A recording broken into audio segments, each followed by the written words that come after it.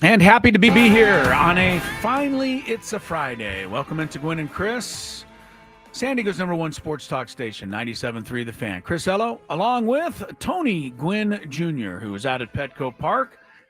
Matt Scraby here in the Odyssey Palace. We got a few hours to spend together here today ahead of tonight's game between the Padres and the Seattle Mariners. It has gotten to the point now where you have to refer to this game as the first game of the Vetter Cup. If you do not do so, you are not, I guess, giving it its proper due. But I don't know. I think a kind of a made-for-TV type of thing that they've come up with over the years. The Mariners and Padres, they play all the time. They share a spring training facility. Tony, do you feel the tenseness of a rivalry getting back underway tonight? Do I feel the tension? No, I don't feel it. Yeah. But there is one. And, okay, all right. Hopefully, with these two teams being really good this year, we get 3 games. I was about to say 2 because normally it's a 2-game set between these two. Right, yeah. Now we're doing 3. And hopefully these 3 games could be, as advertised. I tell you what, even though the Padres lost 2 of 3 to the Yankees, that was a really fun series to watch. It was 2 really good teams. I think this is an opportunity for a little bit more of that. 2 really good teams, good pitching. And listen, we found a way to escape having to face Logan Gilbert, who gives the Padres a lot of issues. They do get Wu. Wu pitched his tail off last time. I think they came to the yard here. So I think this is going to be a good series. 2 good teams. Yeah, we got Stephen Kolek tonight starting it off for the Padres, and all he's done is throw 15 consecutive scoreless innings in his first first home start, right? Starts, yes. He gets the first home start and, a chance to I guess you could say he's moving up in class a little bit, as first 2 starts were against the Rockies and the Angels. So, or not the Angels, Rockies and Pittsburgh, thank you. Yeah. So, he'll go to the first place Mariners tonight, and hopefully he'll be on his game. I think everybody feels better after the Padre bullpen shut down the Halos in the final game of that series. But, want to keep the bullpen going strong here, and keep up with the rest of the league. The Dodgers beat the A's lot. They beat them up. My goodness, 19-2, I guess it was. Ohtani hit 2 home runs, but also struck out against a position player. So it was a mixed night, I guess, for Shohei Ohtani last night. But the Dodgers are 1 game up on the Padres, although the 2 teams are tied in the loss column. Both have 15 losses. So we won't face them until June. I know. We got to get a rivalry game out of the way before we get our real rival to come here. right? This is called rivalry weekend in Major League Baseball. The only problem is the Yankees aren't playing the Red Sox and the Padres aren't playing the Dodgers. So I don't see, the real rivalries aren't really happening. Yeah, this is some trickery a little bit, I think, in terms of the rivalry thing. It's very Rob Manfred. I think I don't even think it's trickery, guys. I think it's trickeration. I think you have to call it difference. I don't know. You have to call it for what it is. But one other note about tonight's game that you may be interested in: you will not be able to watch the game on television unless you have your Apple TV. And remember, if you do have Apple TV, you're one of the fortunate or one of the people that feel like paying the freight for it. When you go to your coverage of Apple TV, the one nice thing. Talk to him, Chris. Yes, you can choose to listen to the Padre broadcast as you watch the game. You don't have to go with the Apple TV announcers. You can go with Jesse and Tony. That's right. I think that is a great, it is. That's great. I agree. Yeah, I know you do. The part I don't like about it is that we all have to pay for it. You know what I mean? Like, I wonder if this game is free on Apple TV tonight, because I think all of the games, when I went to MLB.com earlier, it said watch free on all of the games. Well, I think it's free, but it's only free if you've already paid for Apple like a free TV. Trial or something. Yeah, well, maybe that's I'm not signing up for another free trial because I always forget to. I'm not sure. They can catch you slipping on a free trial if you want. Oh, trust me, they'll catch me for sure. Yeah, well, I'm never going to do a free trial again after what happened to me with the Peacock people. After they continued to charge me for 6 months after my free trial was over. That's right. Peacock was taxing you. You didn't even pick up on it. It was one of the most expensive free trials I think I've ever experienced. So I'll be careful about something like that. But yeah, Padres Mariners, you got, two of the better teams in the league. Should be a good one. Good series. Mariners have dropped 7 of their last 10. So they're, I don't want to say they're scuffling a little bit, but Padres catch them at a decent time. Padres, look, they 10-4. Over the last 14 for the Padres. That's since they got swept by Tampa Bay. And I think this is one of the many things that's good about this team this year, Tony, their ability to, unlike us fans, but their ability to put aside a tough loss, a tough, couple of games and get right back to it. They lost that heartbreaker to finish the series in New York and then went to Colorado and scored 34 runs in 2 games. And then, of course, they lost to the Rockies and then had the heartbreaker to the Angels. But they come back and win the next 2. And, that's the sign of what a good team needs to do. Keep finding a way to, don't let a losing streak become something. Did I tell you guys I'm hungry? Oh, yeah. I'm just assuming that nowadays. Yeah. No, everything you said is I was thinking about food during half of it, but it was spot on. It was spot on. Listen, they have to have that. I mean, I think all athletes have to have did you guys just see that breaking news just pop off? I did. We're gonna have to wait for a second though. We're gonna have to wait. Is happy. We're gonna have to wait. We're gonna have to wait for what? The breaking news? Oh yeah, it's breaking news. Well, can we what are we waiting on? Can we do it now? I mean, Tony's just thinking about that's kind of the whole anyway. point of that's kind of the whole point of breaking news. This is breaking news from 97.3 The Fan. Go ahead, Tony. Skraby's guy, Brock Purdy. $265 million. Oh. 181 guaranteed. Million. 181 million. Never has to lift another finger. Never has to lift. I don't like how finger. you put that. I don't like how you put that. Sorry. He could turn into the worst quarterback in the history of sports if he wants now. I don't know the details though. Like I don't know how many years. It says 5 years. What would I say? 265. 265. Oh, here it is. Here, more news is coming out now. So he's making $53 million a year. Oh, he got his bag. But that's not even. And y'all was trying to get him to take less. Y'all suckers out there. Well, I would have wanted him to take less because it would have helped the team. So Brock Purdy doesn't want to help the team, I guess. He had helped the team. He had helped the team for however many years he was basically playing for The guy free. made $100,000 the year he took him to the Super Bowl. Yeah, it's true. It's true. I'm trying to say that, man. Even it out. Yeah. I'm trying to look at where he ranks now in quarterbacks and their pay because I think that's up there. I don't know that too many quarterbacks got more than 53. That's true. Give me a second. I'll figure this out. All right.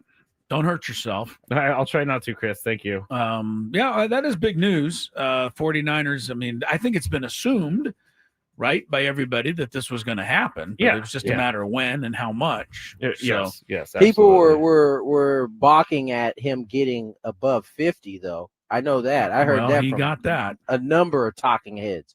Guess what I got on my DM right when that news came down? What? What'd you get? Windows closed, bro. Like, really? Okay. Well, this is the argument that we could have, and we're not going to have it right now. But, I mean, are the 49ers really in a better place than they were, last season when they finished last? I think it's up, they are. I mean, right. Unless McCaffrey can, prove to everybody he's perfectly healthy. Dak Prescott, $60 million. Josh Allen, 55. Joe Burrow, 55. Trevor Lawrence, 55. Jordan Love, 55. Tua, 53.1. So Tua's making more than Brock Purdy. That's great. And who was the other guy making 55? Trevor Lawrence. Come on, Brock Purdy should not be crushed for this contract at all. Listen. Let me tell you. Listen. Now Brock has got 53, so he's underneath those guys. That being said, he's going to now have to show. He has a chance. He doesn't have to show. He showed what he needed to show to get his 53. But now he has a chance to show that he can also put a team on his back and do some carrying now. Yeah. Because they ain't going to be as talented as they've been in the past. I would agree with that, and I think he's up to the challenge. I really do. I'm not And just so saying that. now I think criticism will be fair if Sure. he is not answering the call. Yeah, because now you're one of the highest paid quarterbacks in the league, and now you got to perform even better than you've already done. Good luck with that, Scrape. That's right. Good luck with that. I mean, I just hope McCaffrey stays healthy. I mean, this is obviously the key to it, Yeah. isn't Yep. it? It I is, mean, for sure. you know, Brock Purdy's got the bag, but still Christian McCaffrey's got the keys to the franchise. He does. He So, does. You know, We'll as he dive goes- into this a lot more later, Chris. Oh, I can't wait. Any day that lends itself to extra 49er talk is a day I can't wait for. All right. Thank you. $53 million. Do you realize he's the 11th NFL quarterback now that makes over $50 million a year? 11 guys. It's almost half, not quite half the league. I guess a third of the league. That's how you know, though. That's exactly how you know that it's not about the actual talent or accomplishment. It's not just about those things. It's also about timing. Yeah. You come up, you played well at the right time. It don't matter. Your game's going to be up there. Kirk Cousins. The list goes on and on and on and on and on. You mentioned Trevor Lawrence, right? Doesn't deserve it. $55 million. Does he? He does. Okay, he doesn't deserve it based on last season, but when his contract ended, he had just led them to the playoffs and almost beat Kansas City in the first round. Right. So when it was his contract, yeah, that's what Tony's saying. When his contract was up, it was like, hey, this guy's the next thing. He's about to take down the Chiefs. So let me ask you guys this: So if that's this, how it works. If this would have been done after they lost the Super Bowl last time, would he have gotten more money, Brock Purdy? He probably would have. But the thing was, the Niners weren't in position to even offer him that kind of money at that time. They're cap. But they were in cap hell. Had they been there, they would have been in a whole lot of trouble to have to pay him after he just took him to a Super Bowl. All right, all 49er radio continues after our first break of the day. It's Gwynn and Chris. Yeah, I know. I think we're in San Diego, but I'm not quite sure now. Looking out to see, there is the Bay Bridge. Okay, it's looking. There's the Golden Gate. Yeah, shimmering in the sun here on wow. 97.3 The Fan. Back with more. Glad you're San with Diego, it's Wood.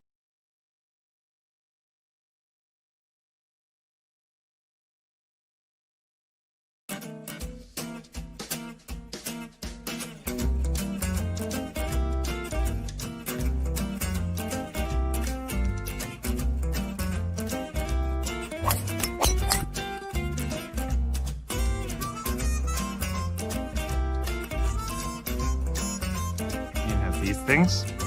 It even tells you, hey, there's a canyon over here. Don't hit it here.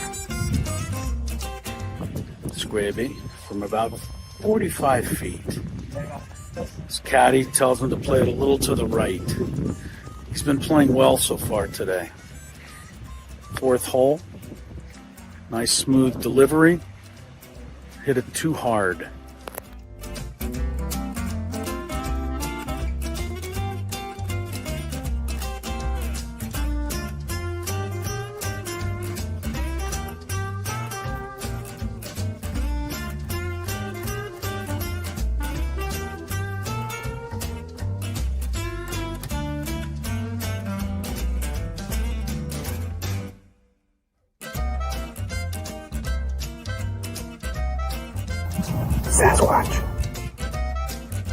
So Chris says that he can't play golf, but this is the second birdie putt he's made for us. This time it was like 20 feet. Thank you very much, Greg. But once again, you're hitting some very nice shots as well. I'm not usually complimentary to you, but I can't help but be complimentary. Your shot making. With my what? Your shot making. You hit some.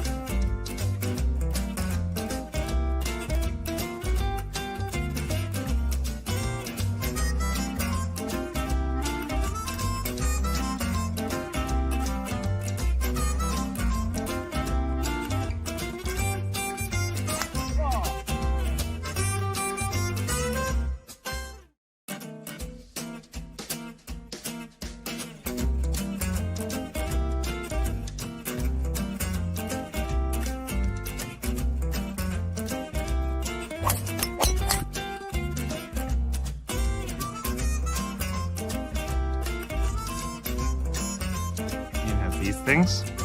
It even tells you, hey, there's a canyon over here. Don't hit it here. Scraby from about 45 feet. His caddy tells him to play it a little to the right. He's been playing well so far today. Fourth hole. Nice smooth delivery. Hit it too hard.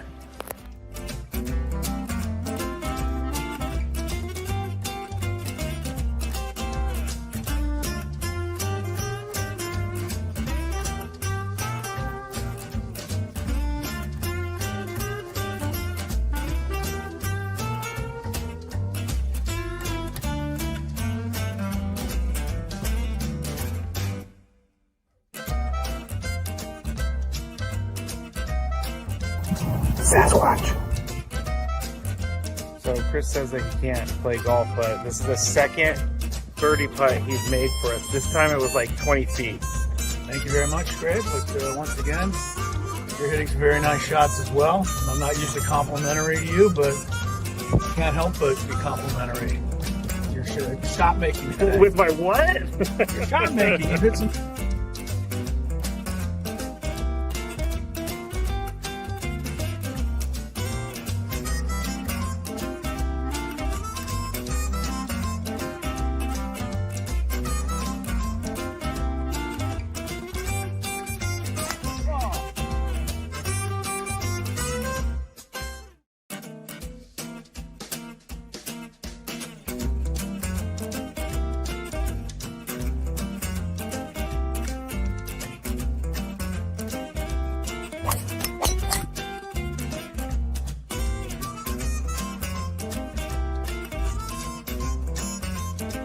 These things.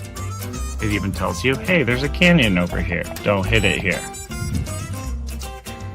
Scraby from about 45 feet. His caddy tells him to play it a little to the right.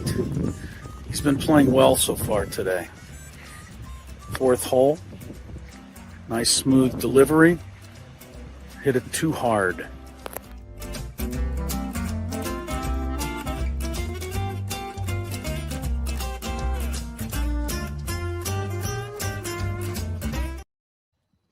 Welcome back. Oh, there you are. 218. Scraby said you weren't paying attention, so he made me talk. Chris, you didn't need to say it like that. Jeez. Wow. I was just I'm looking at Tony in the camera, and he had his headphones on top of his head, just looking out the field. Well, That's what I said. He was. But I was looking at my camera. I was waiting for me to pop up on screen. He was hungry. The guy's hungry. Yeah, dog, I'm Understand starving. that. Like, Yeah, you understand gotta forgive me. I'm just trying to keep my mind off and not eating something I ain't supposed to eat. Been there. Been there. Let's talk some Padres. We got off track there as the breaking news of Brock Purdy finally getting his bag. Well deserved, I must say. Despite how you may think, or some people may think, he did a good job for a good team there. Now, let's talk some Padres. You, Darvish, we talked about this yesterday, getting closer. Had a nice outing last night or yesterday, or might have been the day before, actually. Mike Schilt joined Ben and Woods earlier this morning, and here's what his thoughts on a 6-man rotation. Yeah, we thought about it. We haven't made any final decisions. We're still waiting on, how Darvish is going to recover and how he feels and what the next steps are. So, it's you have your thoughts around what that could possibly look like, but there's still moving parts to it. Use recovery being one of them, what his next steps are being a factor. There are other factors. The schedule is a little bit of a factor. You talk about taking care of the bullpen. I really don't think it takes care of the bullpen to have one less guy down there. That's true. Especially, we're going to get through, this 3-game series, have a day off, and then we're going to have fewer days off. We've been, fortunate to have that. But we'll always evaluate any and all of it and see where it lands. Yeah, so it doesn't sound like there is any decision made there. I think we're probably too far out before you start thinking about it. Conversations, as Mike Schultz said, have been had. And so we'll see where we go from there. We got more on Mike Schultz, and we'll get to that earlier today. The manager's report with Mike Schultz, refreshed by EcoWater Social. And SoCal. I'm sorry, SoCal. I thought it said social. It's okay. You're hungry. I am hungry. I mean, what do you guys think? I think ultimately they settle on it. I don't think it'll be a 6-man rotation, but there will be a 6 pitcher involved at different points. I think especially if Kolek, if he does anything close to what he's been doing, you got to give him some opportunities, right? You can't just take him out.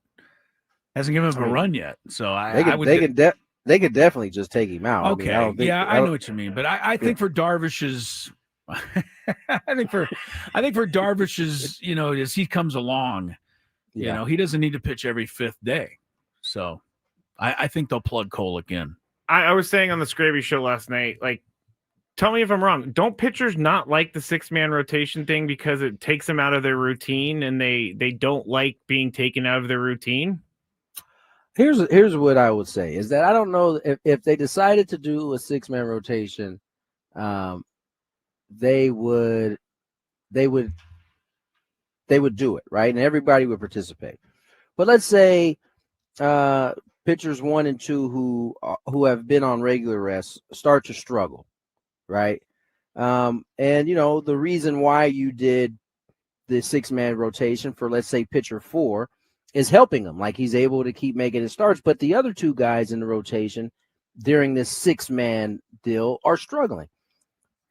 Feelings can start to get involved at that point, even if you were on board to begin with, right? As it starts to go and, all of a sudden your rhythm is being affected by it, and, you're struggling out of that time. So that's how it can get a little hairy at times. But they could always go in there and just sit everybody down and say, listen, this is what we're going to do. And they could try to do that. Or they could just find spots, depending on the schedule, where they could get a 6th guy in there and maybe be able to remove them. And there's a bunch of different ways you can get it done is what I'm ultimately getting at. Do you think that they would open it up for conversation among the pitchers? Or is it because that could be dangerous? Yeah, in the sense that everybody's got their own opinion, right? Right. So you almost have to, right. Somebody's got to say, you could open it up, but I think you would have to have an inkling that they would all be on board before you was just rolled in there like completely blind to how everybody may react. Yeah, I don't think as a manager or as a pitching coach you can leave it up to the players. You can maybe ask them what their feelings is on it. But ultimately, if you ask all 6 of them, you're going to get probably 6 different answers. Yeah. And so how do you proceed from there? So yeah, I think you just kind of got to do it, whatever it is you decide. I hope that you let them know what you're doing, but ultimately you make the decision. I hope they don't do it. I think a regular 6 would be. I want Michael King pitching more. Okay, then what do you do? I think I plug in Kolek here and there for Darvish. Okay. Yeah. You can give one guy in the rotation a day so that it can jumble up to where you can get a Kolek in there, push somebody back one day. Yeah, maybe if there's a week where there's no days off, or maybe then you get Kolek in. I think you can do it, but I don't think an official 6-man would serve these guys the best. From my perch way over here. Let's hear from what Mike had to say with Ben and Woods. Let's start with his players respecting umpires. It's something I believe in. It's something that's not hard. So we got a bunch of good guys, high character guys that recognize that everybody's got a job to do. It can be hard, including umpires, and we try to talk to them, work with them. And our guys do a really good job. Teams I've had historically have always done that. There's a respect factor there in a job that is really a challenging job. And, a lot of the conversations have and should take place in a very professional way. Where do you have it? What do you think? More nuance that people watching the game don't necessarily see or recognize.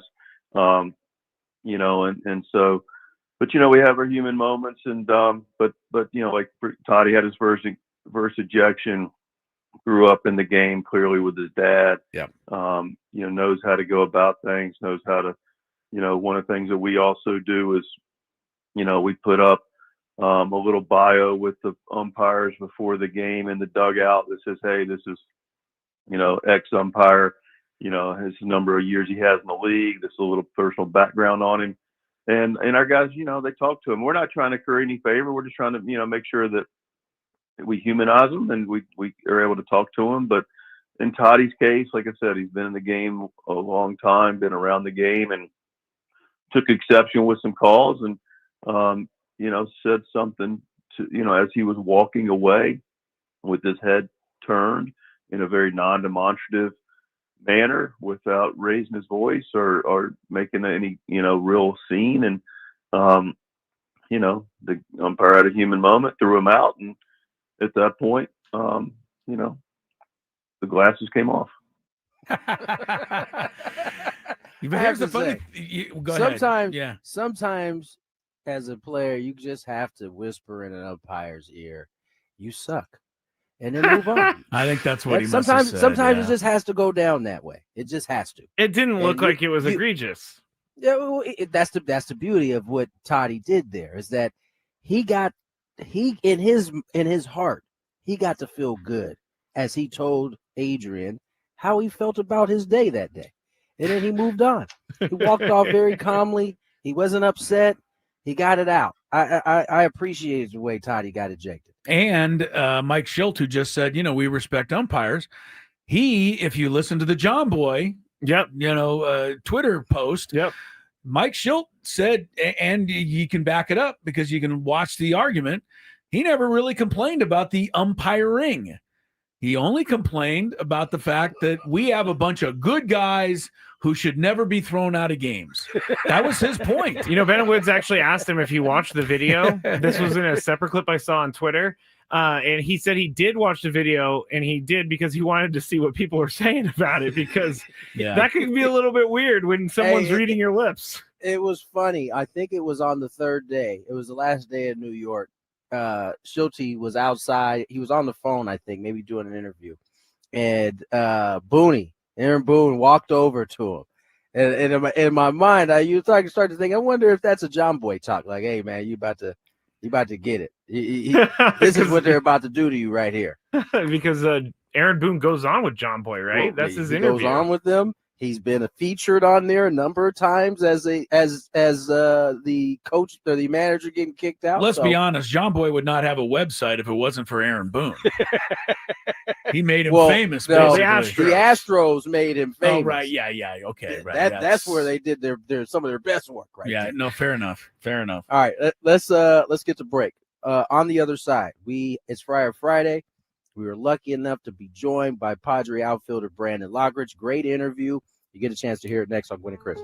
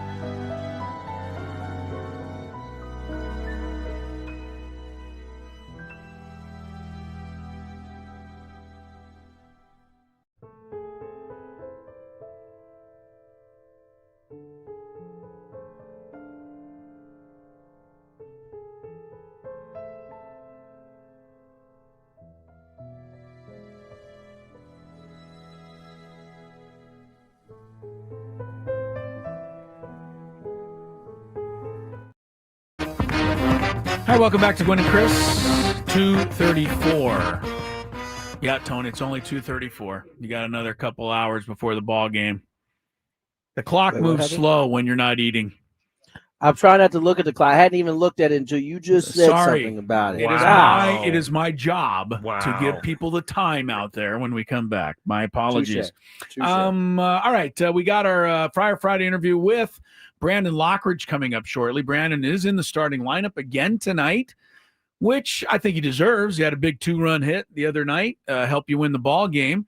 But that is also going to continue to fuel the speculation, right? I'm not saying it's true. The speculation that the end could be nearing for Jason Hayward. So I have nothing to support that statement other than the fact that people are all speculating it now that Lockridge has been starting against right-handed pitchers the last couple of games. That's it. Didn't need any further conversation, nor will there be. For the rest of the lineup, we take you out to Petco Park and Tony Gwynn Jr. Hi, guys. Hi. Yeah, no, you got me. I'm just finishing up Cronenworth's numbers here. Here we go. Padre lineup today. Toddy, Arise, Machado, Merrill, Bogart, Sheets. He's the designated hitter. Cronenworth, Diaz, Lockridge. Boom. Boom, boom. Boom. Have you, I haven't paid a close enough attention to this, Tony. The Maldonado Diaz sharing of behind the plate. Is there any rhyme or reason to it? What I mean by that is Maldonado only working with certain pitchers? Is Diaz working with certain pitchers? Or is there just kind of just going back and forth based on, the feel for that day?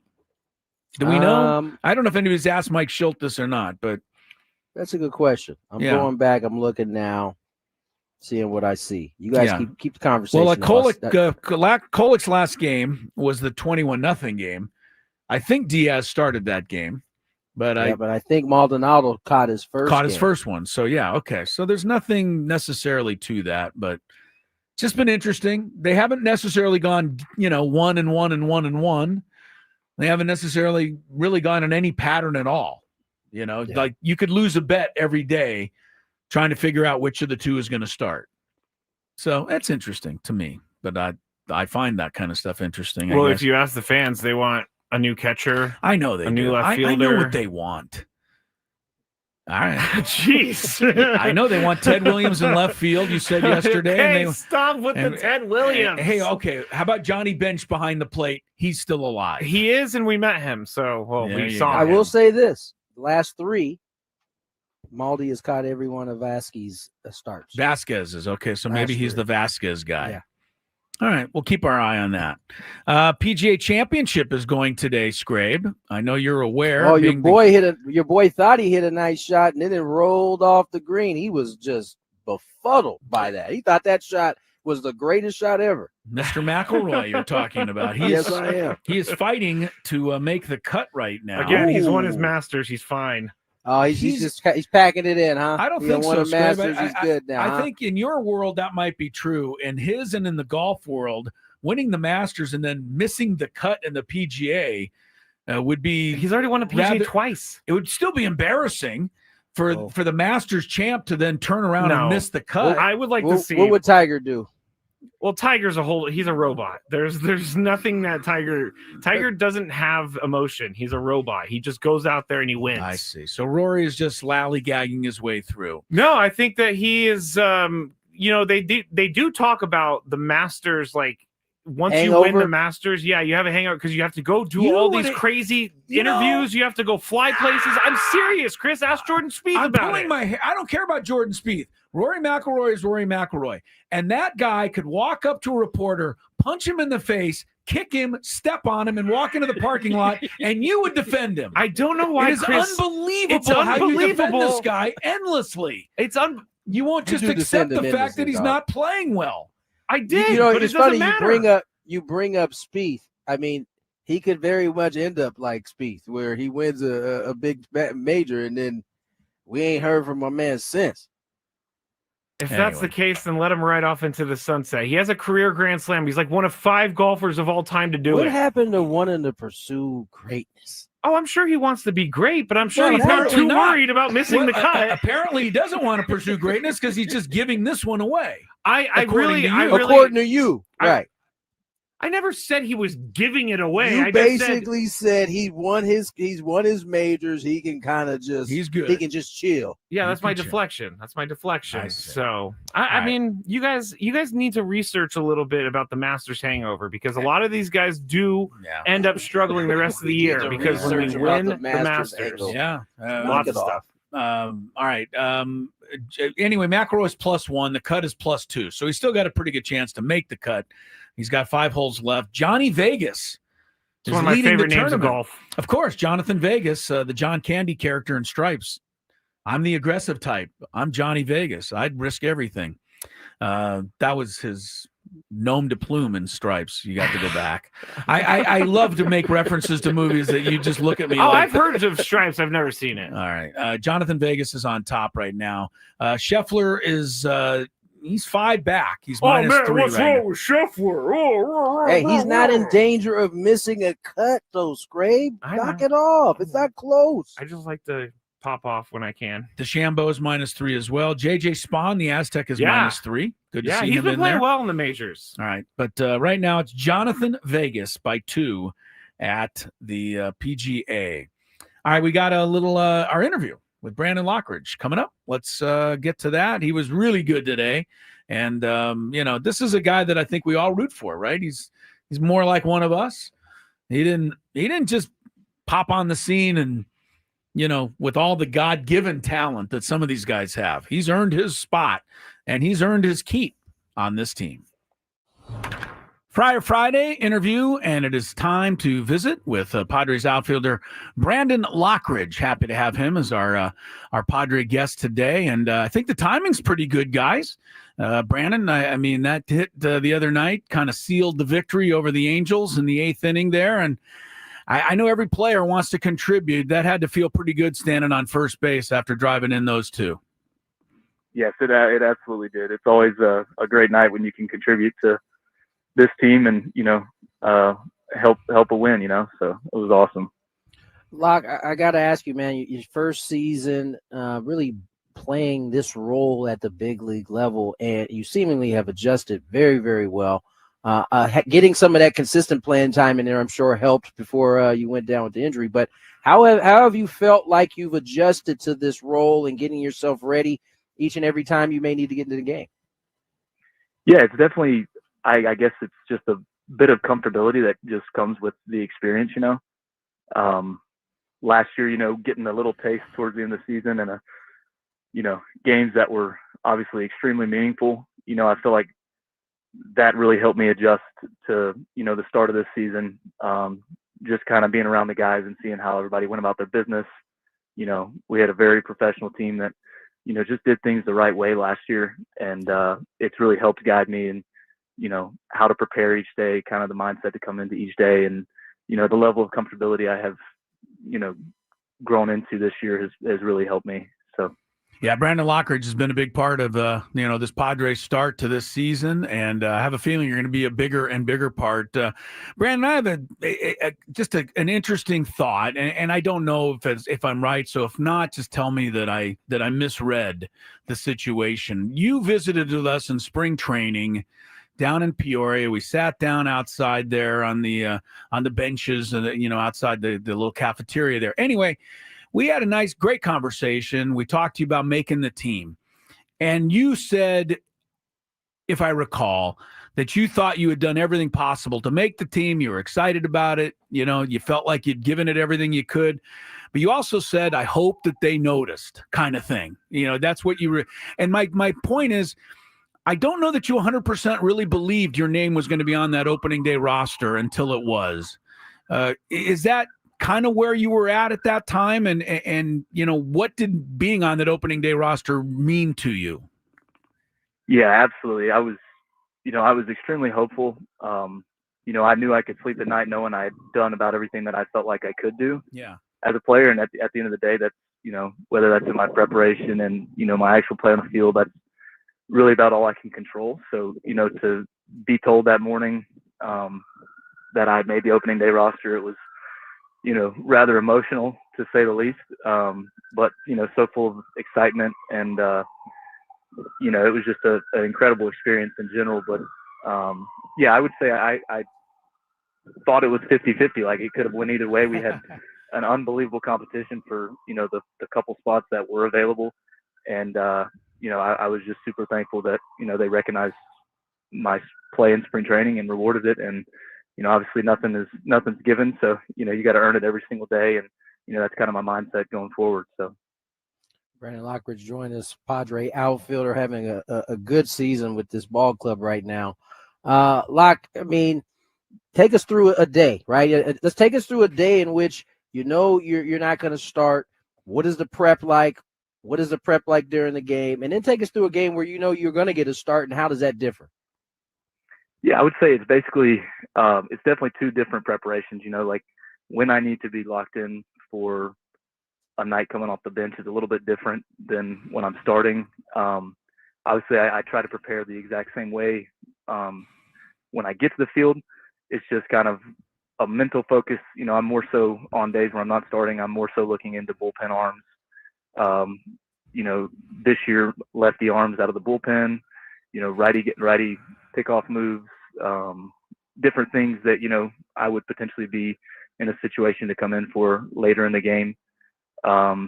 Just getting my body activated. I typically go in like the fifth, sixth inning, back into our weight room and kind of get my body active to be able to run and do the different things that I'm called for. But then, on a start day, obviously it starts a little bit sooner. I'm prepping for the starter that day, in addition to guys that I could potentially face out of the pen. And, just basically get my mind squared away much sooner in the day because I need to be ready from the first pitch of the game as opposed to, sixth, seventh inning.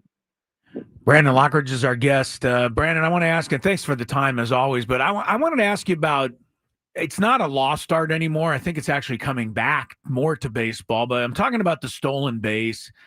You have amazing speed. We know that. But at this level, amazing speed does not steal you a base. You have to do a lot of things right to read the pitcher, get the jump, pick the right pitch to go on, etc. What kinds of things do you like to key in on when you're on first base and it is a steal situation? Does every pitcher something different, or do you look for the back foot to go up or down on a right-handed pitcher, lefty? How do you read those things? Yeah, it definitely depends on the pitcher. We have a great support staff that, picks up tips and tells on certain pitchers. I've always been, whether it's hitting or, on base, a simpler thinker. So I try to keep it as simple as possible. My probably first thing I look at on a pitcher is the pickoff move. So if the person has a, above average pickoff move, then my lead length is obviously going to be shorter. So, on certain guys that have, lesser pickoff moves, I can get bigger leads and, be more aggressive on the time. So, that'd probably be the first thing that I, key in on. And then, whether he's a rhythm guy, sometimes you can get guys a little bit fraction of a second better jump based on a rhythm that he does consistently. There's certain things that lefties do, that they don't even know they're doing that, it's brought to my attention. So it works out a lot. A lot of the times there's something on just about every pitcher. If you watch the game and pay close enough attention that, you can pick them apart to increase your odds of being safe. And then from a, honing in on the pitcher, I've never been like as much a person to look at one specific body part. It's always kind of been a soft focus. I feel like I react better, with a soft focus, kind of analyzing the whole, his whole body. You can kind of see a lean sometimes, just a ever so slight lean before they go to the plate, and that can give you that fraction of a second to, between out and safe on the back end of the steal. So there's a lot that goes into it. I've kind of adjusted over the years on what helps me, but those are, for the most part, that's kind of how I evaluate every pitcher when I'm on base. So it's one of the first things you learn from a vet on a big league team is watch the game. When you watch the game, it teaches you so much just from watching. Brandon Lockridge joins us here. And Brandon, last one for me. You get an opportunity this year to watch some pretty good hitters in this lineup, from Toddy to Arise to the way Manny's swinging it this year. Are you able to kind of pick some things up from those guys just from watching and being in a cage with them on a consistent basis? Oh, absolutely. I mean, this is an unbelievable group. I'm so fortunate to be around this many veterans and this many guys that have played the game at a high level for a long time. There's so much to learn every single night, and it's amazing how receptive all these guys are to, my questions. Like, post game, I'll be asking Toddy. There was a situation, I don't remember, it was maybe a couple weeks ago, where, he was down 0-2 and he got like a fastball up and in off the plate that he turned on for like a line drive homer and an 0-2 count. And, being the kind of hitter I am, I was telling him after the game, I'm like, what were your thoughts there? Like, if I swing at that, I'm either fouling it off or I'm picking my thumbs up out of the batter's box afterwards with 2 strikes. You hit it 110 for a homer. And, at the end of the day, obviously Tatis is a different in a different category of hitter than most guys in the entire league. So, hearing his approach though, it was amazing. It was so simple. He was like, look, at that point, I'm down 0-2. I just tried to get started a little bit sooner and be really short to the baseball. And, while it's probably not physically possible for me to do something like that, it was cool to hear, like, 0-2 sometimes, I'll kind of get fed up with my thinking, and, hearing him talk, he's calm. He's like, I'm just going to get going sooner and then trust myself to react. So, situations like that, it's little things that what I've picked up is these guys are all super simple thinkers that slow the game down when needed. And, sometimes that's all it takes in the box is to kind of, slow your thoughts down and just breathe and, know that you're there for a reason. And, that's essentially all of these guys in the lineup. It's almost overly simple when it comes to talking approach with these guys. And it's something that, I'm trying to incorporate in my own game more going forward. So. That's great stuff, Brandon. And I'll tell you one thing. I think we're all as happy as you were back there in March that they made the call to go with Brandon Lockridge this year. It has worked out great. You have certainly made them look like they knew what they were doing, and continued good luck here this year. Keep making it happen for the Padres, and we look forward to catching up with you soon. Thanks for good insight as well. It was fun listening to it. Absolutely. Thank you guys for having me. This is awesome. You betcha. Take care, Brandon. That's what I like to hear when they say it was awesome. He enjoyed it. Yeah, it was good. He enjoyed our conversation. I enjoyed listening to him. He had some really good stuff. Stealing bases is it is an art, Tony. I think people think it's just speed, but you really have to learn a lot of stuff to be a good base stealer. And he's learned a lot of it, and he'll pick up even more as he goes along. This trade has worked out for the Padres. Talk about this, that, and the other. But getting Brandon Lockridge for Enyel De Los Santos from the Yankees, advantage Padres. Yeah. Like sure. De Los Santos only pitched 5 games with the Yankees and had an ERA of 14. He's now with the Atlanta Braves as kind of a middle reliever. You forgot Thomas Baldoni Jr. was also in that deal. I apologize to Thomas Baldoni and all of his fans out there. Yeah, you forgot, Chris. That was like the crux of the deal. I did. I knew that, and I just slipped my mind at the last moment. How could you? Enyel De Los Santos went to the Yankees, and I don't even think he made it through the rest of the season. He didn't. He ended up with the White Sox, which is kind of one step away from being out of baseball. So, no, but he's back with the Braves this year. Look, Enyel seemed like a decent guy, but he did have home run problems when he was a Padre. He definitely did. In fact, I'm looking at this. He gave up 11 homers here in 40 innings. I didn't even think he pitched 40. So, seemed like a lot of balls were flying out. No, he pitched 40 because they was running him out there. So yes, right. They kept running him out there. So we said, no more. Trade him. And they did. And we get B-Lock back. And they got Brandon Lockridge. Good deal. All right, there's our first hour.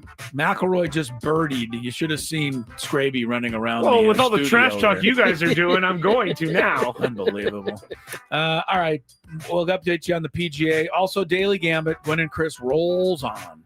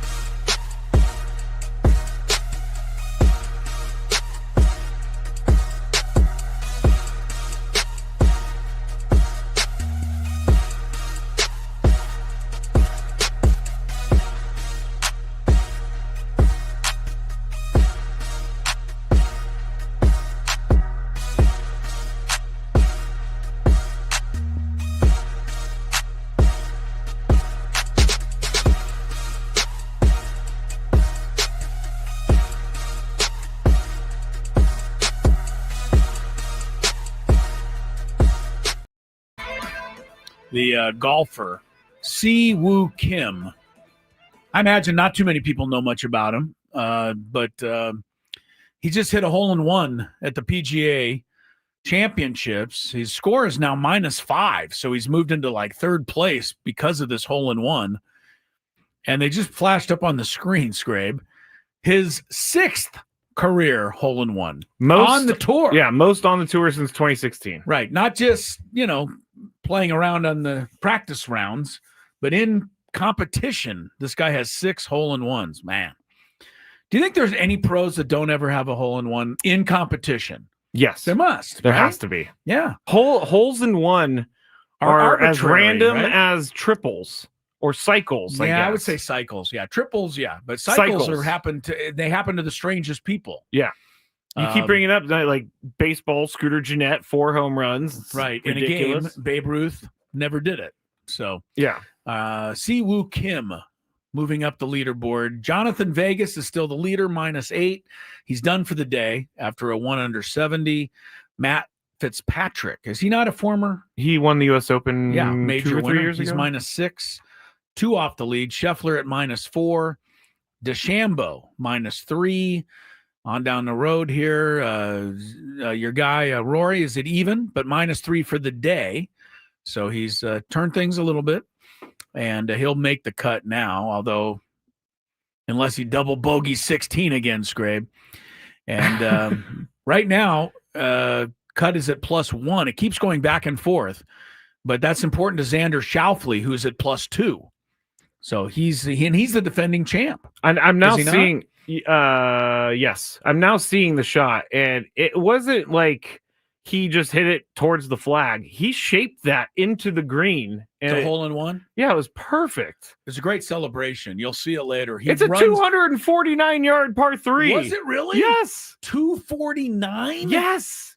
If I ever get a hole-in-one, it's going to be like 97 yards. Me somewhere. too. Yeah. Me too. Real quick, my mom just texted me and said she's upset with you because she knows who Si-Woo Kim is. She does. Yeah, my mom's a golf fan. Very good. She watches I a lot don't of know why golf. she's upset with me, though. I mean, because you said that no one knows who he is. I said very few would know who he is. See, Mom? You got caught up in the language. That's right. Even Si-Woo Kim's mom is probably surprised to see him 5th in the PGA Championships right now. All right, we're going to get to some daily Gambit stuff. Of course, Padres Mariners a little later this evening. We'll be previewing that game throughout the rest of the program. Tony will be back with us for a couple of more segments. But right now, Gambit time. Do you like money? I think about money a lot. Do you like money without doing anything? Winning. Do you want to make money while watching sports? I think Washington is immortal luck. Washington! Woohoo! If you answered yes, this is your segment. Just don't blame us when you lose. Nothing is ever your fault. It's your game. Take it. Gwynn and Chris go through the top bets of the day in The Daily Gambit on 97.3 The Fan. Daily Gambit is our daily sports betting segment here on Gwynn and Chris. Please, everybody, gamble responsibly. Last night, OKC -5.5 on the spread over Denver. You guys chose Denver. I chose OKC, and I was wrong. Denver won 119-107. Game 7 in that series now. Yes. OKC, remember, they won 68 games this year. They're down to 1 game to save their season. Are you going to finally buy that when you win that many games? It's going because the Cleveland Cavaliers also did it, and they're out of the playoffs. I mean, it seems like there's a link. I would buy it if, many number 1 seeded teams of past lore, Bulls, Lakers, Celtics, many others, won championships with the top billing. But you're right. Lately, it hasn't been working. So maybe there's something to Maybe. Okay. SGA, who had more points, SGA or Jokic? Yeah, SGA was -2 on the spread. You guys said Jokic. I said SGA. Is it Jokic or Jokic? Why am I forgetting how to say his name? Jokic. SGA had 32. Minus that 2, he got 30. Right. Jokic got 29. Yeah, it's amazing how that comes so close. It does. So it does. often. Russell Westbrook over under 10.5 points in his in that game last night. Chris said under. Tony and I said over, and Chris was correct. He had 8 points. Okay. Jamal Murray. He did have a good game, and I mean Denver really looked good, and OKC just doesn't look the part of a 68-win team to me. So we'll see if they can get it done in Game 7. Jamal Murray has been killing us with these 3 bets because he makes a lot of threes, but he was over under 2.5 threes last night. We all went over, and he made 2. I told you he was going to make 2 even after I bet him over. Yeah. Dodgers minus 1.5. Whoops. Against the A's. We all went A's. It was close, Chris. 19-2. Yeah, it was very Dodgers close. with the runaway there. Now, get this. Last night between the Rangers and the Astros, who had more strikeouts, Hunter Brown or Jacob deGrom? They both went. Oh, did deGrom go 7 or 8? They went deep into the game. Yeah, deGrom won the game 1-0. It was a great pitcher's duel. So Chris and I said Hunter Brown, and Tony said deGrom. Hunter Brown had 9, and deGrom had 7. All right. So we win that one. All right, we go to the final day of the week. Scraby's 15-14. Wait, we got one more. Oh, sorry, one more. My bad. Carolina. Oh, yes. Against the Capitals. If you bet the Capitals, you were livid. Oh, you're going to tell me because you did bet the Capitals. I know, the game was 1-1 with like 2 minutes to go. Oh, and they scored 2 goals in 2 minutes? Well, they scored 1, and then they pulled the goalie, and they scored the second one. So, yeah. I love that. Not only were the Caps eliminated, but you lost the bet if you took them. That was I took the Canes. That's a hang with them. I told you, the Canes are playing well. All right, here we go with tonight. Scraby's on top, 15-14. I'm a little below 500 this week, 13-16. But a lot to get done today. Vetter Cup, Mariners, Padres, 9 runs over under. 9 runs, and I don't recognize the Mariner pitcher too well. I don't have either. to do a little research on Logan Evans. He's 1-1. He's a right-hander. Stephen Kolek, 2-0 with the zip ERA. See if he can keep it up. 9 runs, though. The odds makers think there's going to be some runs scored tonight. I'm going to stay with Stephen Kolek, baby. Under. I'm going to go under, too. Okay. Dodgers, Angels. Freeway series. Huge rivalry. Yeah, I know. LAD minus 1.5. You're first. The Angels didn't look too bad. You got Jack Kochanowicz for the Halos. Okay, I'm going with the Dodgers. Dustin May for LA. Yeah, I got to go with the Dodgers. LAD. They look like, they're starting to swing the bats. Muncie's actually started to wake up a little bit. Hit a homer again last night. Ohtani was good, and now he's Ohtani again. Bat 2 homers last night. Yankees 1.5 over the Mets. Again, it is rivalry weekend, whether you believe in that or not. That's what baseball's calling it. So the rivalries are going. Yankees, Mets. Yankees favored by 1.5. Where is this game? I know it's in New York. Yankee Stadium in the Bronx.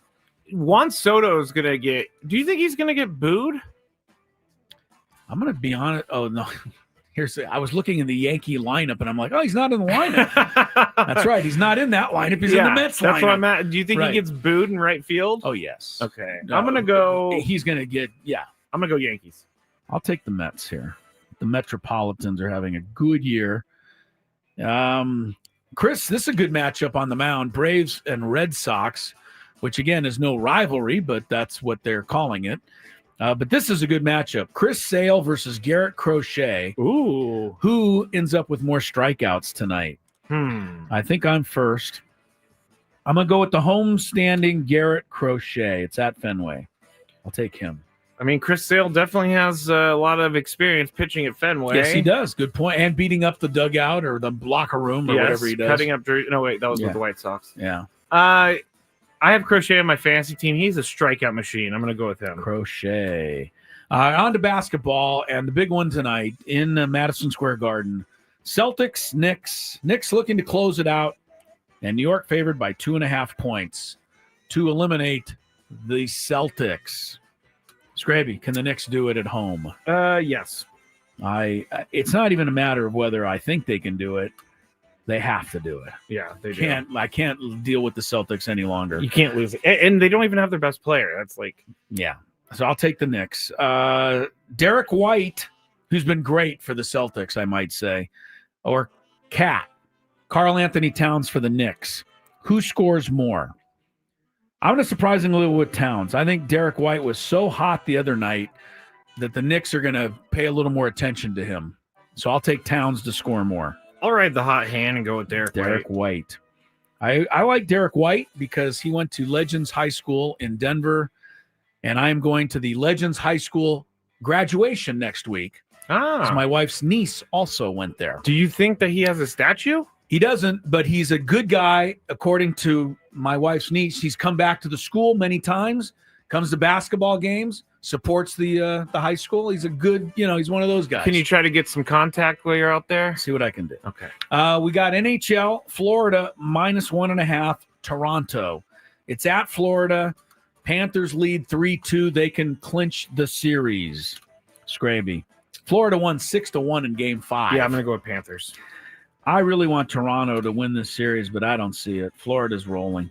It'll also the opening night of the WNBA tonight. Oh, yeah. And if you're aware of that, Paige Beckers makes her debut. So weird because Dallas. she just got drafted like 3 weeks ago. I know. She makes her debut at Minnesota. They've got her at 14.5 points tonight. Ooh. Over, under. It's almost impossible to say in your very first game, but I'll say under. Yeah, I mean, it's hard in your first game. What did Caitlin Clark do in her first game? I don't remember how many she scored, but Let she me had see. like 19 turnovers. She had a lot of turnovers? Yeah. I'm going to go under, but I want to see Caitlin Clark's game. Look her log. up last year for Caitlin Clark, by the way, for you WNBA fans, she is on display tomorrow, national TV, when Indiana plays Chicago. That means smart by the WNBA. They set up a Caitlin Clark versus Angel Reese game in the very first TV game of the year tomorrow. They know what they're doing. Her first game, Caitlin Clark. Yeah, you have it? Came against That's a Connecticut. Okay, what'd she do? She 20 points. And how many turnovers? Turnovers 10. Yeah, that's the thing I remembered. Was She the had 20 turnovers. points. She was 5 for 15 from the floor. She had a double-double, 20 Yeah. points, but 10 turnovers. Yep. All right, WNBA starts tonight. We got to take a quick break. There's our picks for the day. Gwynn and Chris continues on. Coming up at the bottom of the hour, we've got our countdown. You're going to love it. It's coming up. I'll tell you about it when we return. The Padres welcome the Miami Marlins.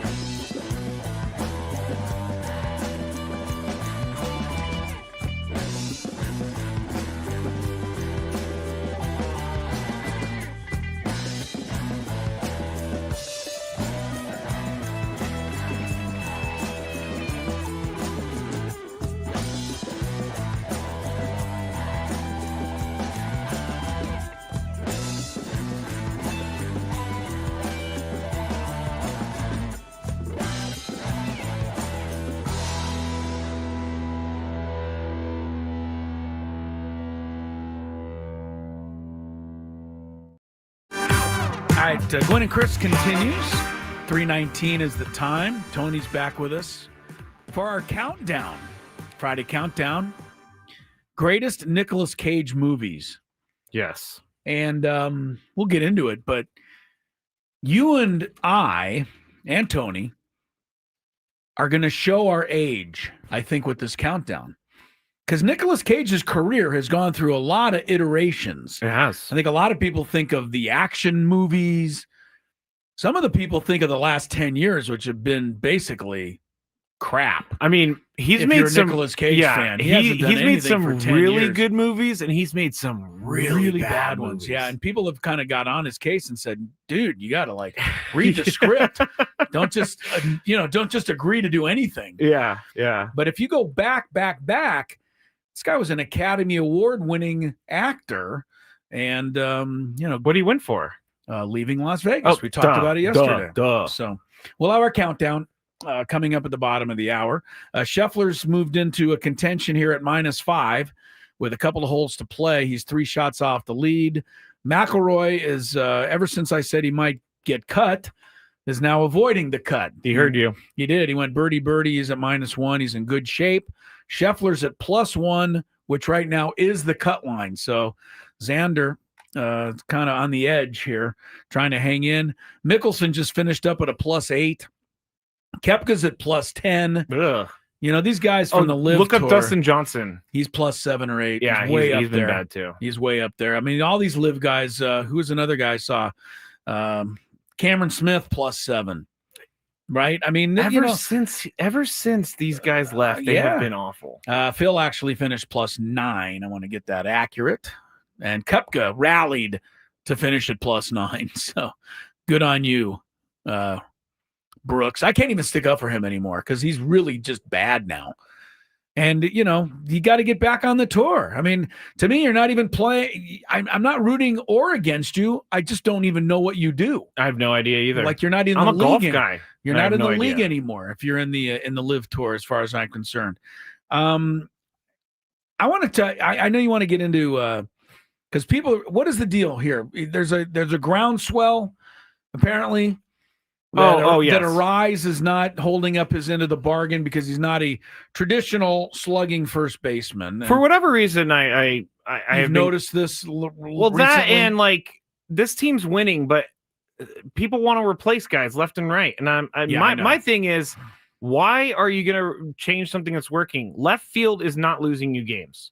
It's not producing at the plate, but it's not losing you games. At the moment, nothing is losing them games. Exactly. Because they're really not losing games. So at some point I want to go through, I did numbers because Manny Machado has been awesome this year, but his numbers with Arise and without Arise tell me the story.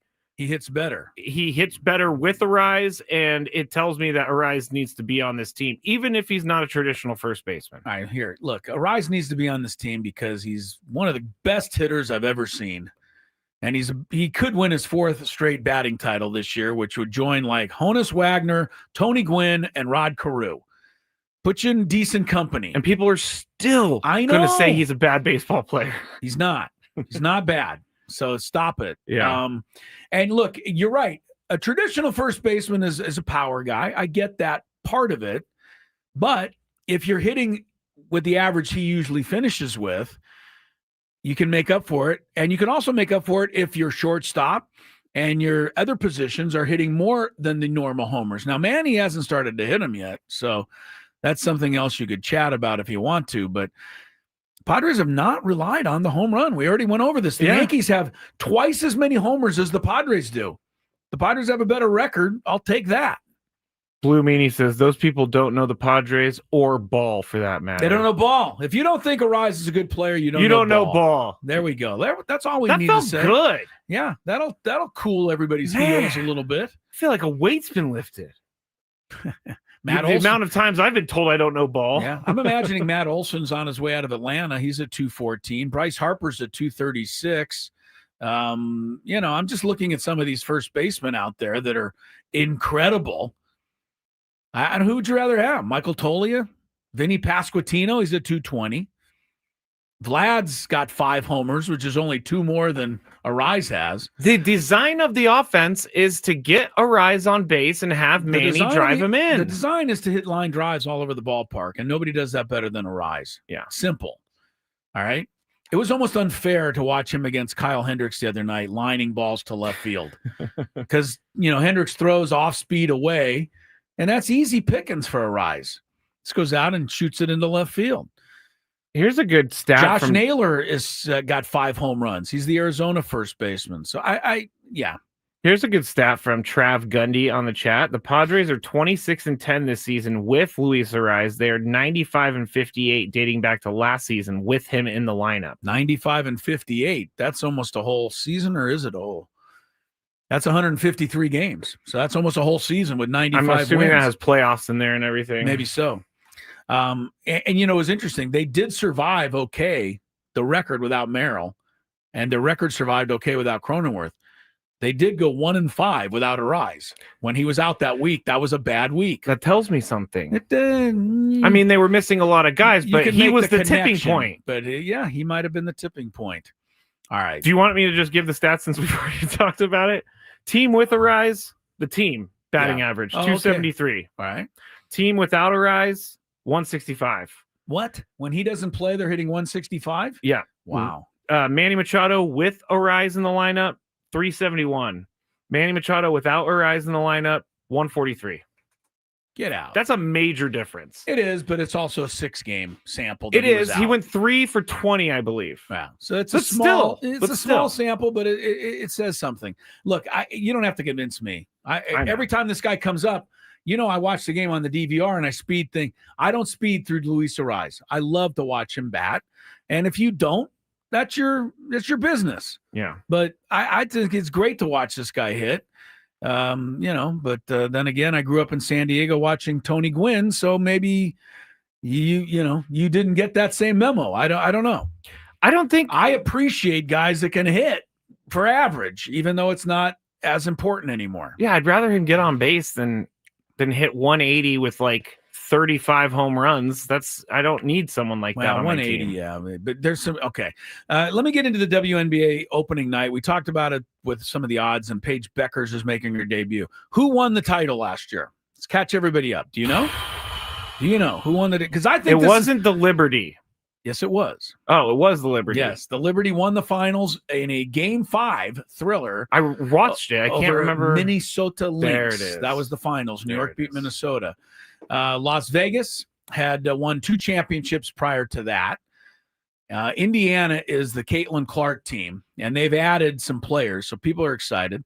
Paige Beckers is in Dallas, and they take on Minnesota tonight in the first game for Paige Beckers. We now have Kelsey Plum, the great San Diegan, is now in L.A. With the Sparks. They're debuting tonight in Golden State. The Valkyries. The new team in the league, the Golden State Valkyries. And tomorrow at noon, if you're not yet WNBA, I think this is the game you should watch because I think you're going to really like it better than you might think. And the rest of you have already discovered it, know what I'm talking about. But tomorrow, Caitlin Clark, Angel Reese, Chicago, Indiana, going head-to-head. They can say they don't dislike each other, but that's a rivalry. That is. It just is. The two of them back to the college. I think we've manufactured it. Maybe, but Angel Reese didn't manufacture the ring thing. Yeah, that she pointed in Caitlin Clark's face. That's true. And Caitlin Clark's trash talking is second to none. Yeah. Anyway, there's a lot of fun storylines in the WNBA tonight. I'm kind of fired up. And on the women's sports scene, I want to give a best of luck, little tip of the cap here. San Diego State women's softball tonight taking on Arizona State, first game of the NCAA tournament, and they're getting some love. The game is on ESPN2. Okay. At 7:00. So if you want to, support the local softball kids, you don't have to go far to find it. No. ESPN2 is carrying the game tonight against Arizona State. All right, we got our countdown. Think through your Nicolas Cage movies. What you got? We'll tell you what we got when Gwynn and Chris continues.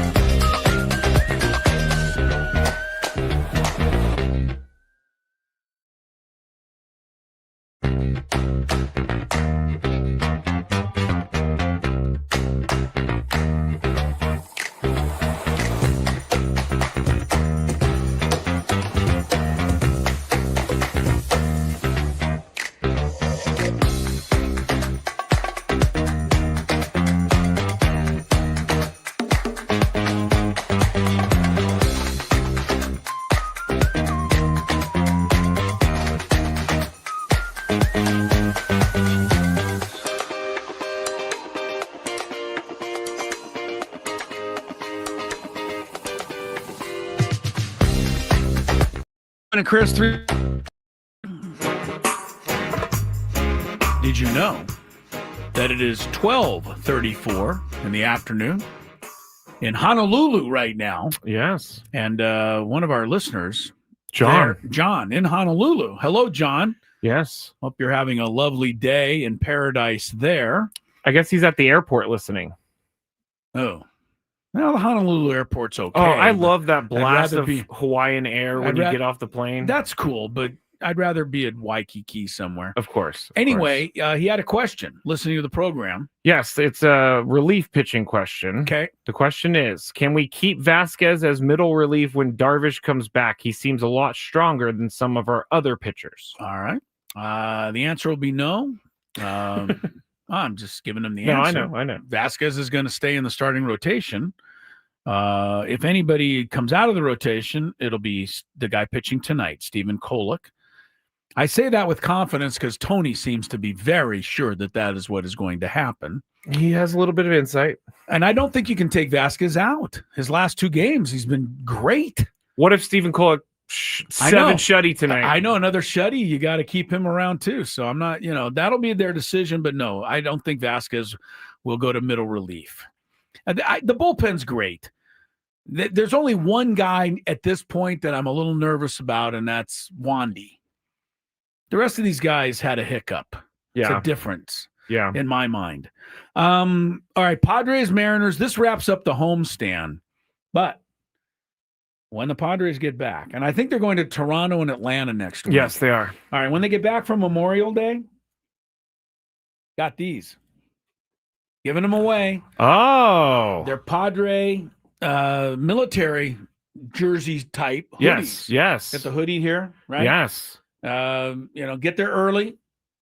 Sponsored by Soapy Joe's, by the way. I'm a big Soapy Joe's fan. You are a big Soapy Joe's fan. They got the military hoodies, and they're giving them away actually on the day after Memorial Day.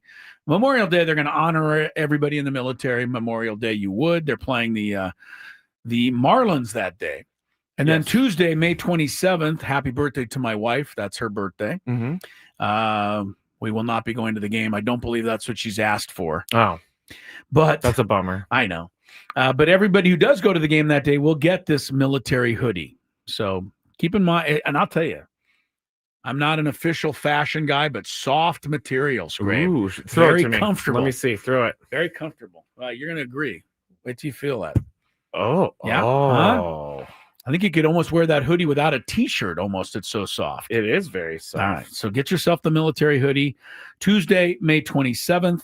The Pirates follow the Marlins into town, and on May 30th, if there's one thing San Diego loves, it's a summer kickoff fireworks show. I've seen this fireworks show before. It's good.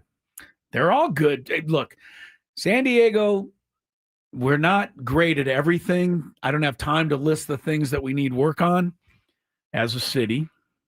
Government, don't get me going. One thing we're good at, though, one thing we are really good, unquestionably, at is fireworks. We love fireworks. We do them well. Padres kickoff fireworks show Friday, May 30th, Pirates in town. So look forward to all of that stuff. Was there one more thing before we get to our countdown? I think I got it. No, right. I think we got everything. All right. Let's go with it's Friday. That means we count down something. And I don't know. People seem to be into this topic. So let's see how it turns out.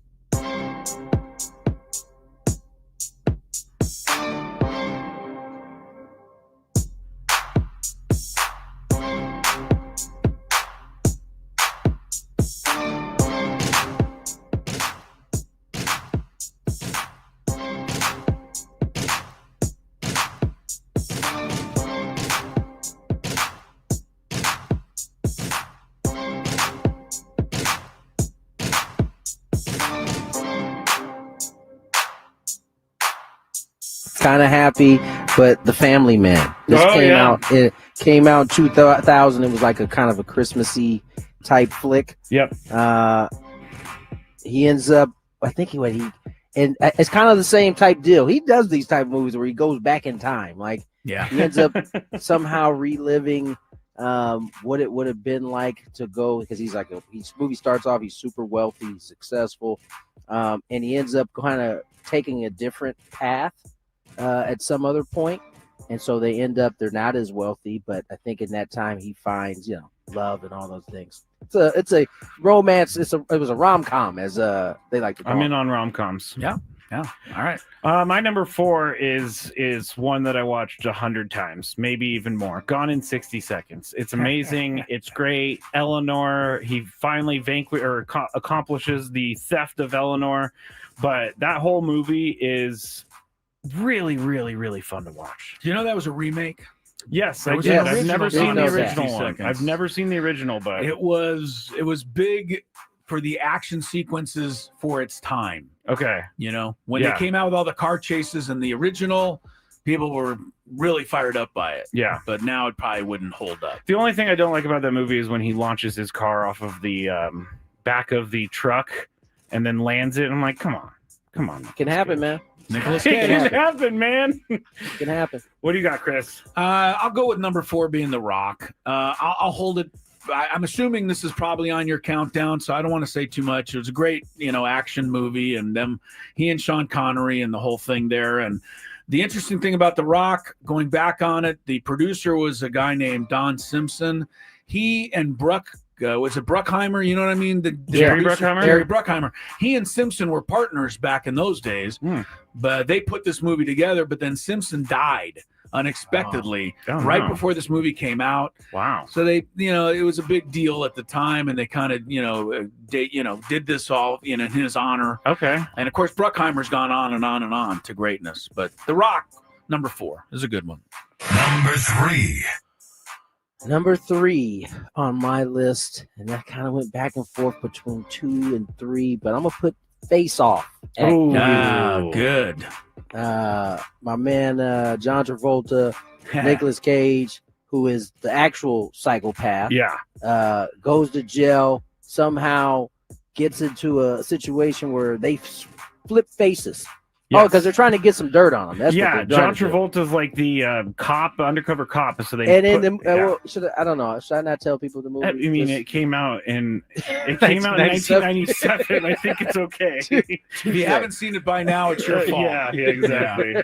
No, basically, I think at some point, Nicolas Cage's original character kills his son, so he's out to try to make sure he gets him. Yeah, and he's willing to change faces. And oh boy, does that blow up in his face, because my man wakes up, has John Travolta's face put on him, and just proceeds to cause a lot of trouble. Yes, it does. Remember when he goes back to like his house and tries to like sleep with his wife, and it's actually the bad guy who looks like John Travolta. This is great. It's an impossible situation. It was also the title of this movie was Face Off with a slash in between the two words, because it was meant to mean that the face was off, as opposed to what most people thought was a confrontation. Oh, right.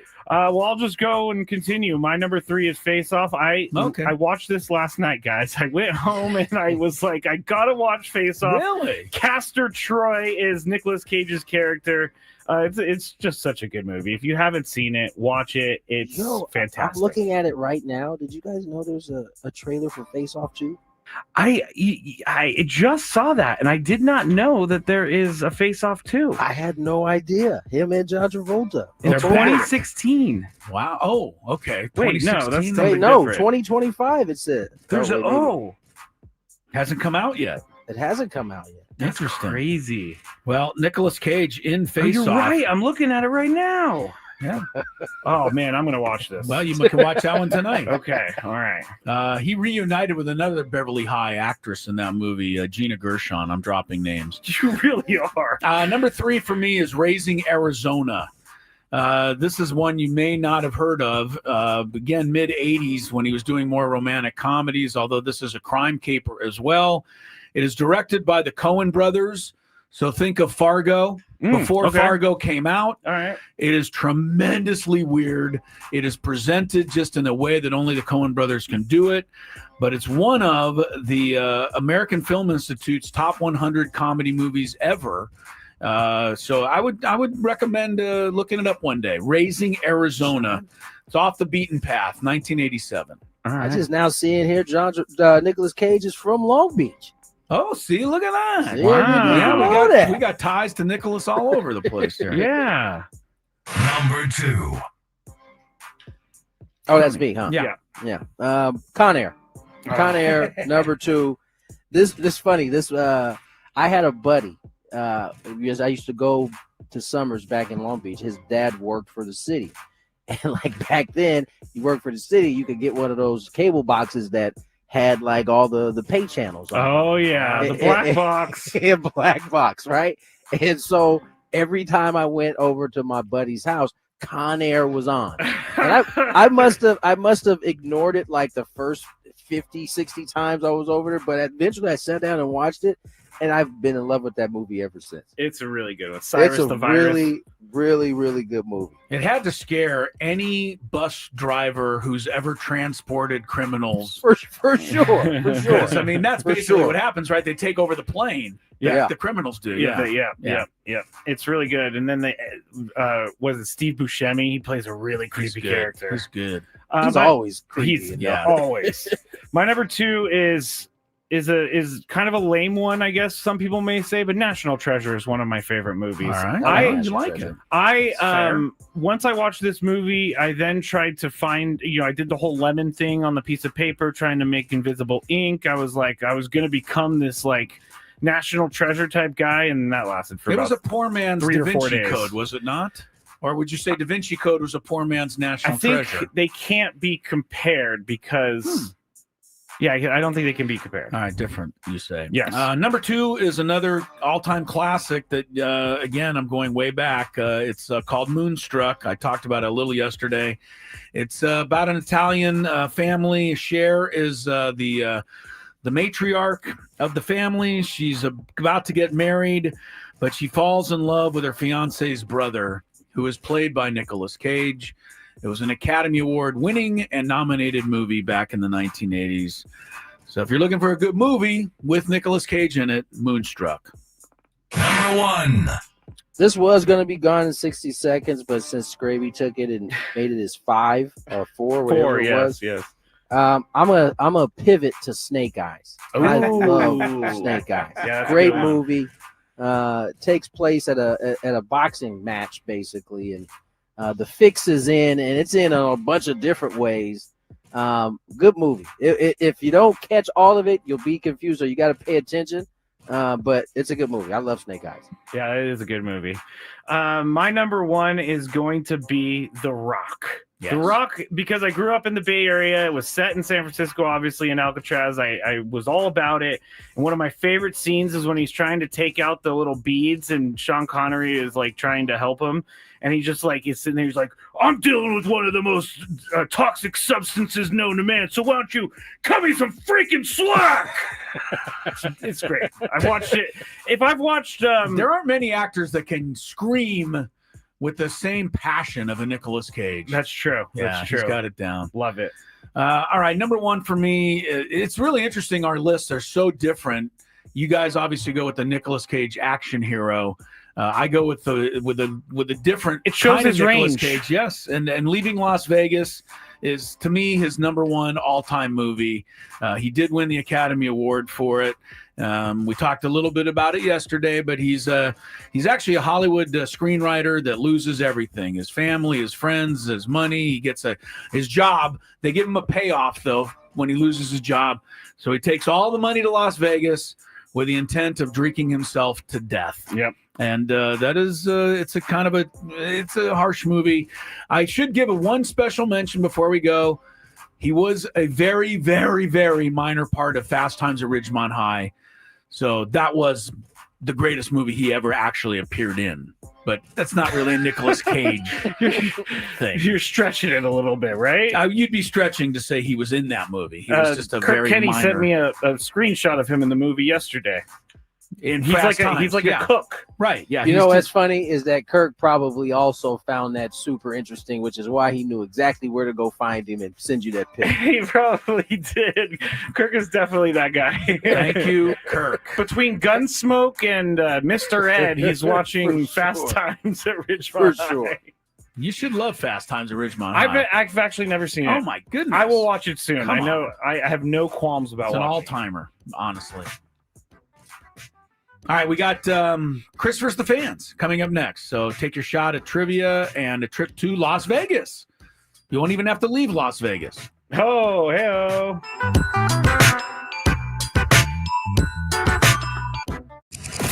Padres Mariners today. No doubter, Jackson Merrill. Pre-game 5:40. First pitch 6:40. The Padres.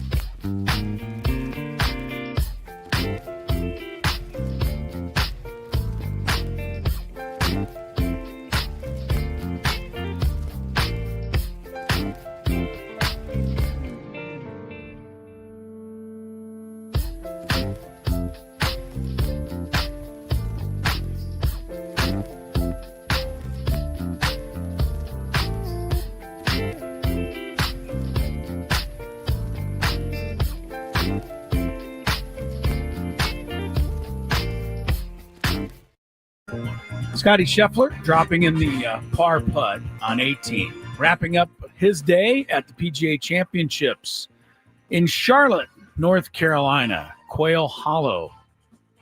By the way, we've had the U.S. Open here.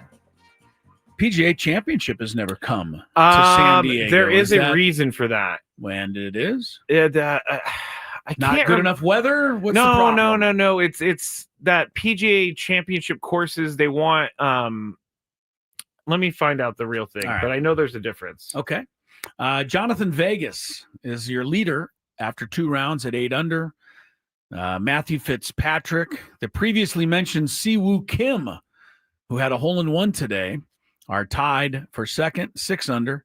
Scotty Scheffler finishes up at 5 under, so he's right there. Both Xander Schauffele and your guy, Rory McIlroy, finished the day at +1, and that is the projected cut. So it looks like, in fact, I'm almost sure of it, they'll make the weekend. There's a bunch of guys at +1, so I don't think they're going to ever get the cut moved to even. You know what I mean? Yes, I do. Almost everybody's done golfing. As a matter of fact, I tell you, they all are. In fact, the round is over. It's done. Yep, go home. It's over. Everybody go home. All right, so +1. Schauffele made it. McIlroy made the cut, but they're both well off the lead.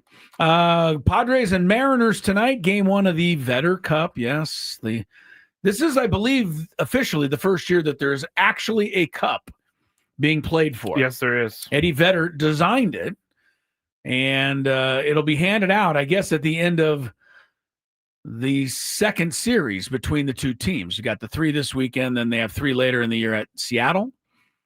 One of our listeners informed us that the tiebreaker, should they both win 3, is run differential, followed by a really confusing one. If the run differential is the same, then it goes to whichever team's player had the highest exit velocity. EV, Eddie Vedder, exit velocity, EV. Get it? Yeah, I do. Anyway. I do. All right, so the Vetter Cup starts tonight. And, Adam Klug threw me a text. Oh, what did he say? And, I don't like to ignore the boss. No, you can't ignore the boss. We talked about Brandon Lockridge, who was our Friday guest earlier. Uh-huh. He's in the lineup tonight, righty against righty, second straight time that Jason Hayward has not been in there. Mm-hmm. But Adam Klug pointed out that the pitcher tonight, Logan Evans for Seattle, much worse statistically against righties than he is against lefties for whatever That's weird. So you're better to put a righty against him. So you don't think it's because Jason Hayward is slumping? No, I think it is because Jason Hayward's slumping, but I think this gave them even more ammunition, Great point, Adam Klug. Thank you, Adam Klug. All right. You want to make a good point? Now would be the time to do it in Chris versus the Fans. If If you had one shot, one opportunity to take down the human almanac himself, Howdy do. now is your time. Listen to me, this guy is dangerous. Now is your opportunity to win a prize. Well, I hope you know what you're in for. Chris versus the Fans starts now on 97.3 The Fan. I did find the differences between PGA Championship and U.S. Open courses we could talk about a little bit later. Okay. Let's get the prize out of the way. You'll be qualified if you win for a chance to win the grand prize, the trip to see Bruno Mars in Las Vegas, including 2 tickets to a show at Dolby Live at Park MGM on September 3rd, 2-night stay at Park MGM, and a $100 gift card. Tickets are on sale now at Ticketmaster.com. The rules: you have to make it through 3 questions. Each question will get more difficult. If you get the question right, you move on. If you get it wrong and Chris gets it right, you're eliminated. But if Chris gets it wrong, then you move on to the next question, or you win. If you're a first-time player, let us know before you get into it, and you'll get that first question for free today. I don't know why I said it like that, but I did. All right, let's get to our first contestant. Patrick. Hello, Patrick. Yo. Well, hello. Hello. Hello, are we here? Yes, we're here. All right, Patrick, you ready to play? We're here. Are you I'm ready here? to play. Let's do it. All right, here we go. He's ready. I hope you're just listening. What golf major is being played this weekend? The PGA Championship. Yes, sir. That is correct. What does the PGA stand for? Professional Golfer Association. Correct. The PGA. I knew you knew. I just was The making sure. PGA. The reason I like this tournament is because when you say professional golfer, I'm not just talking about Rory McIlroy. I'm talking about the guys who are professional golfers around the country at different country clubs, and then they can make the tournament as well. It's kind of a tournament for those guys too. So, anyway, PGA is more inclusive than the U.S. Open is. well, the U.S. Open's an open. The PGA Championship is like a invite-only play-in tournament. The Open, anyone can really do it as long as you have like. The Pepsi delivery guy down the street, as long as he has like a 1 handicap, he can try. PGA Championship, you can't get into. Oh, you can't. Unless you win the US Open to the or something. PGA. Yes. Okay. Fair enough. All right. Thank you for staying there, Patrick. Here we go. Question. That didn't interest Patrick. He just wants to get to the next question. All right. Let's see here. Who is the head coach of the Buffalo Bills? Oh, did we already ask this? No. I don't think so. I don't recall it.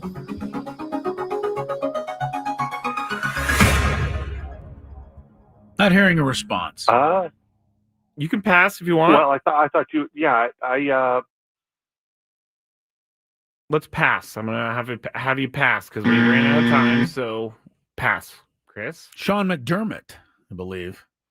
Sorry about that, Patrick. I knew I was walking Patrick into a buzzsaw. Well, the problem there. Sorry, is that, Patrick.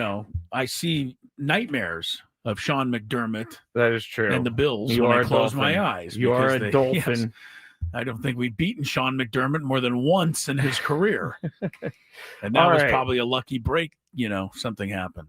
Yeah, they have. Oh, it was that one game where it was super hot, and remember it was in Miami, and then Josh Allen fell down on the field after because he was so tired. It was recent. It was in the last couple of years. I think that was the day of the butt punt for Miami. Maybe. No, they tried to punt the ball out of their end zone at the end of the game, and the guy kicked it right into the up man's behind. I don't remember that for a some safety. reason. And That's the weird. Bills got the ball and then went down and didn't. Anyway, Okay, go. Ryan. Hello, Ryan's Ryan. up. Hey, Ryan, welcome. Hey guys, happy Friday. Yes, Happy sir. You too. Friday. Good luck You ready to you. go? Yep, let's do it. Okay. What team did Saquon Barkley play for last year? Saquads. Well, as a Giants fan, sadly the Eagles. Oh, my goodness! man. You got to be embarrassed just every time you hear the name Saquon. When Barkley. you think about that clip of Joe Shane, does it make you angry? Well, we would just probably still not be very good with Saquon, so that's all right. All right, he says it's okay. you're at least a reasonable Giants fan. Yeah, I got to be honest. That embarrasses me, and I'm not even a Giant fan. Hey, I'm hoping for your team to get better because everything's better when the Giants are good. I got to say that I like the G-Men. Yes. Chris Okay. Berman, man. Again, see, you don't know any of the Chris Berman references. I do know Chris Berman Okay. references. All right. Rumbling, bumbling, stumbling. Okay, well, then you should He know, hit that all the way to Carlsbad. Then you should know G-Men. Go. Question for the Giant fan out there. All right. Let's go with this. The Chargers and the Chiefs will open their 2025 seasons in what country? Same place they had a game last year in week 1, if that helps you. Oh, wow. Getting help? Yeah, I'm trying to give them a little help. I don't know. Brazil. That's not right. Brazil is right. You got it. I'll Don't just give it change to it. you right Yeah, there. don't change it. You got it. Brazil. Yeah, the last year the Eagles and Packers played the Friday night game in Brazil. They This did. year it's the Chargers and Chiefs. And Jordan Love got crushed at the end of the game and ended up missing like 6 weeks or something, or at least a month. I recall my guy, was it Jaden Reed? Didn't do a thing. No, yes, he did. He had 2 huge touchdowns in that game, and I thought, man, I have discovered a fantasy star. My memory is bad. After that, he did nothing. Okay. They stopped giving him the ball. Like, what are you doing? I know. One of those angry fantasy things. All right. Third and final question for you, Ryan. Which Olympic gymnast went viral for making a dissatisfied facial expression after winning the silver medal in the 2012 Summer Olympics? 2012? Yep. Okay, wait, one more time. Yes, that's fine. I agree. Which gymnast went viral for making a dissatisfied facial expression after she won the silver medal at the 2012 Summer Olympics?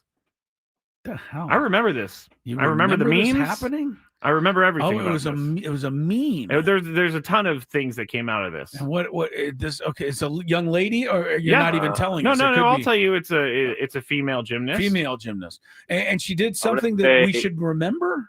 Yes. Okay, I think you're in pretty good shape I'm here, gonna say Ryan. Ali Raceman. There you Oh, go. okay. I'm gonna give just give him the title because he named a gymnast.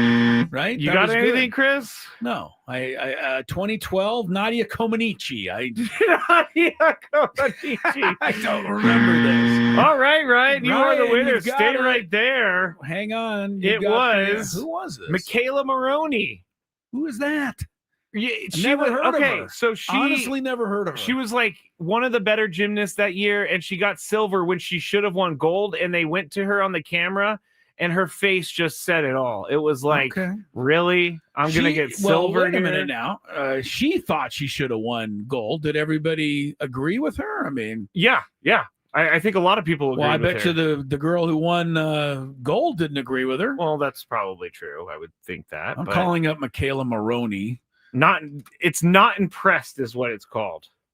Michaela Maroney, not impressed. The tragedy of Olympic gymnast Michaela Maroney that's probably- explained. That's probably. She was the something else. visitor. Okay, it was somebody hacked into her. Here it is. Here's the picture, Chris, right here. You've never seen that picture before? Yeah, I must have been out to dinner that night. I didn't see I mean, it, Obama so- saw it. Really? Obama did it. See, Obama's doing it in this picture. Oh, I clicked it and it didn't go anywhere. But Obama did it in the picture. It was kind of the go-to meme for a while. Oh, yeah.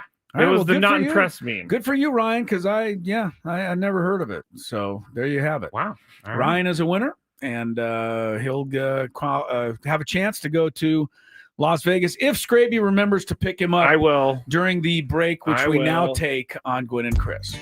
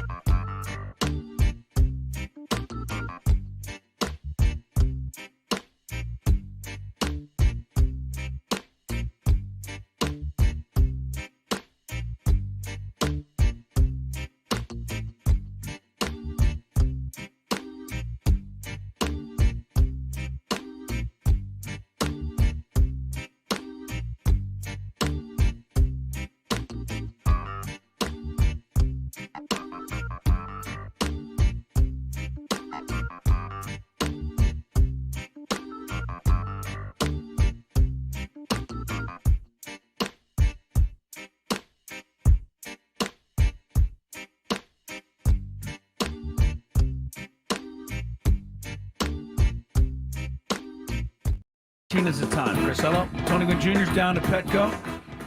And Matt Scraby's alongside here in the Odyssey Palace studios. We're heading towards our Big Five. Coming up at the bottom of the hour, Tony will be back with us for that. And we also look forward to a reprise of our visit with Brandon Lockridge, Padre outfielder, who is in the starting lineup again tonight for the Friars as they get set to take on the Seattle Mariners, the M's, as it were. Is that what they call them? They did. Yeah, I guess they have. You're right. I don't know. Like they're not. It's not like athletics that you call the A's. That's more. Yeah. No. I get what you're saying. Recognizable. Baltimore, the O's. The M's is kind of in that vein. The M's. They're in tonight against the P's. Apparently, Soto's getting booed like crazy right now in New York. He's getting a standing boo. I guess when he came up to bat, they booed him like crazy. Yeah, he's standing in right field right now at Yankee Stadium, and they are saluting him. Look at him. He's sweating. He's taking off his hat. He's sweating. They're giving him so much stuff there. It doesn't look friendly. There's a sign right behind him, and all I can make out on the sign is clown. He's a rich clown. I'll tell you that. Oh, yes, he is. Yes, he is. Yes, All he right. is. Baseball coming up on 97.3 The Fan a little bit later. I want to take a second, Scrabe. A couple things in this segment. We'll get back to, everything we're talking about. First, big happy birthday wishes out there. And I know he doesn't listen because he's working down the hall, but he's a friend of ours and we like him. And it's Chemo Jenkins' birthday today. Yeah. Our sister station down there at, what is it? KSON? KSON, yeah, Chemo. So good for Chemo. Happy birthday to him. I actually didn't see him in here today. So maybe he's taking a birthday day off. Yeah. All right. So that was the first thing I wanted to get in. Secondly, yesterday, you and I had our thing, and we talked about the 49ers and, how in the world did they get a over-under win total that is so high? Yes. Right? Because, they have lost players. Yeah, a lot of them. Yeah. Mm-hmm, and I basically said yesterday, they don't have anybody left. Okay. Well, I got a tweet back to that. And the tweet said, well, don't have anybody. I mean, come on. We've got McCaffrey and we still got Trent Williams and we had a great organization and we got this. All facts. All facts. The tweet came from a gentleman by the name of John Lynch. Not the John Lynch I think I know what you're thinking talking about. of. I think I know what you're talking about. John Lynch is the general manager of the 49ers, former player, Torrey Pines High School. His dad is also John Lynch, and he was the one who sent the tweet. Now, here's the thing.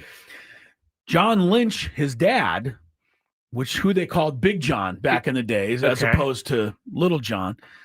Big John is responsible in many ways for me sitting right here right now. Oh, so he's the one. Yes, right. Send all your complaints to him. So I want to say thanks to John Lynch. He started the famous Mighty 690. All right. He was the owner of that station group. They brought in Hacksaw and they got it going in the late 80s, 88, 89. For 15 years, pretty much, Mighty 690 dominated sports talk in the entire west coast of this country. Yes. As a matter of fact, when 690 was out, the only other all-sports station was WFAN. There was only two of them. Yep. Now there's, 2 or 3 in every city. Anyway, John Lynch was at the head of that. He brought in Hacksaw. He got, Steve Hartman, Chet Ford, Jim Rome, he discovered.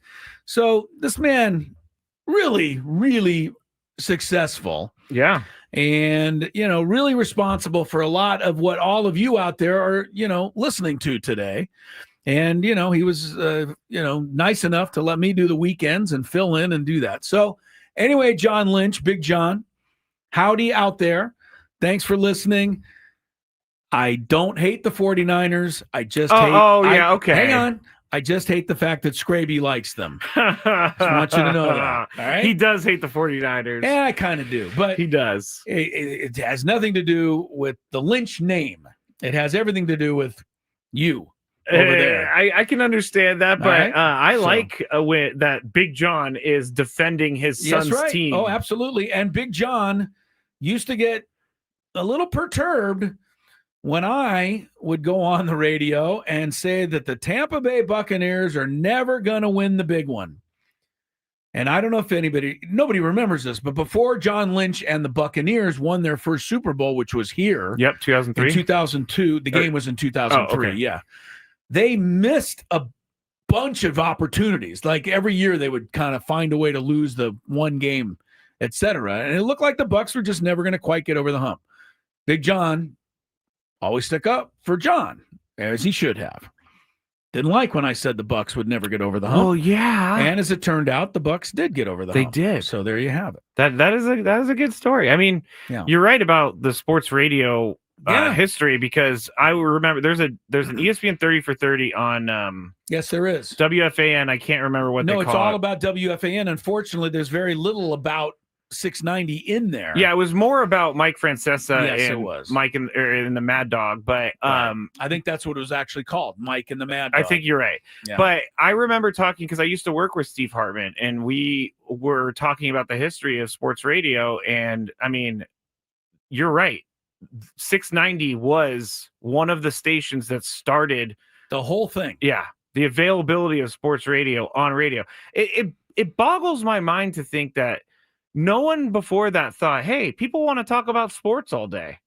Like, I understand the radio was a little bit more of an official medium to deliver news and stuff. Right. But no one ever thought people want to listen to sports talk all day. It's crazy to me. Yep. John Lynch, thank you, sir. And I think everyone out there, thank you, because Jim Rome, like I said, Homer, Steve Hartman, that was his nickname. I know. I'd love to have Steve on the air one day. I don't know if we can. I think we could probably. I think I got to find his number somewhere. Oh, I have. He's an number. amazing. I have Steve's amazing. You know, Steve Hartman. He could be out there too, listening. Yes, Chris. Here's the thing with Steve Hartman. Other than Jeopardy champions, who I know are smarter in trivia than I am, Steve Hartman's the only living person that I would just admit to the fact that he just knows way more sports trivia than me. Can I tell you a major faux pas? He's unbelievable on sports trivia. What do you got? A major faux pas that I made when I met Steve Hartman. I was, a little intern, and I was trying to flex as an intern, and I was like, I know a lot about golf. And Steve Hartman was like, so do I. And I said, all right. And then I think it was Costa at the time. Mike Costa? He asked a question, and it was something that I had no idea. And Steve Hartman gave me like the Wikipedia page on it from the top of his head. And so that was a major faux pas for me to try to challenge Steve Hartman in a trivia contest. Don't ever. You can't win it. Steve Hartman, and the reason why he was impossible to beat in trivia, he actually does have a photographic memory. Like a legit one. A legit one. I wish I had one of those. So you can't beat Hartman. I wish I had one. Let's get him on one day just to reminisce. Try. Yeah, I think that'd be fun. Yeah. But anyway, John Lynch, I got you out there, man. All right, we'll take a break. Gwynn and Chris continues with today's Big Five coming up.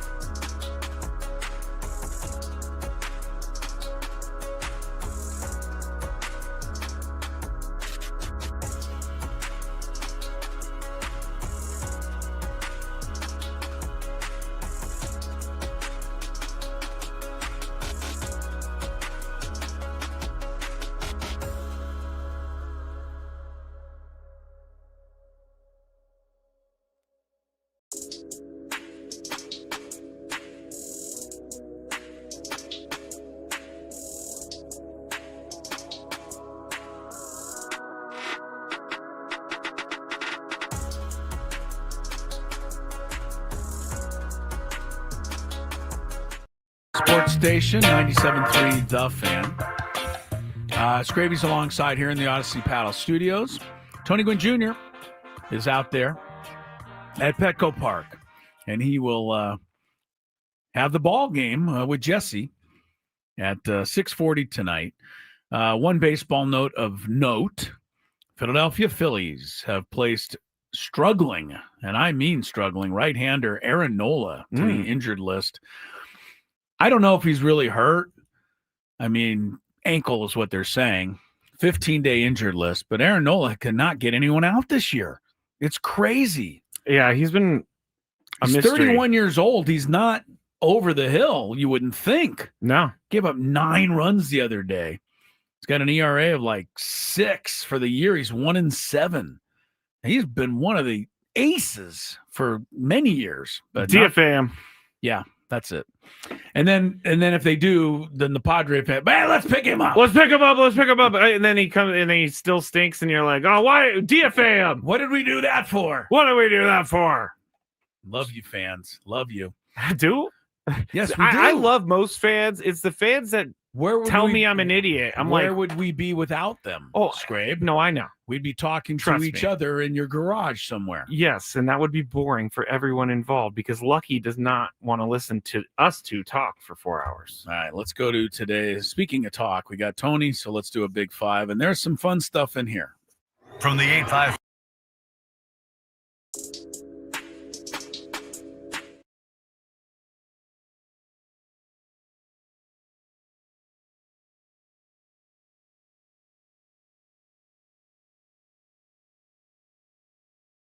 Off ramp. Looks like they're having to shut that ramp down to assist with that. And got a crash near the border, southbound 5, just past Camino de la Plaza, appears to be over the right shoulder. Also a collision on or near the Lemon Grove Avenue off ramp, westbound King Freeway. East 8, just before 2nd Street, hit and run crash in the clearing stage. Vehicle in the center divide, one over the right shoulder. Got a collision on the coastline, northbound 5, just before Delmar Heights Road. No details as to whether that's blocking lanes. San Diego, before you cruise out this Memorial Day, stop by Valvoline Instant Oil Change. No appointment necessary. Just 15 minutes and you're road trip ready. Valvoline Instant Oil Change, experts you can trust. Visit SoCalOilChange.com for coupons. I'm Kelly Danick with Gwynn Chris, San Diego's #1 sports station, 97.3 The Fan. It's that time of the show when we check on the latest in sports. Only the most important topics and questions are brought to light. Stop what you're doing and listen. These news stories will astound and amaze you. The one, the only. Oh my God, who the hell cares? The Big 5 starts now on 97.3 The Fan. All right. We got rivalry weekend in Major League Baseball. We got the NFL owners possibly changing the playoff structure, and we have a former Padre that has been released once again from his team. So we'll actually get started with that former Padre. Number 5. The White Sox released Brandon Drury from his minor league deal.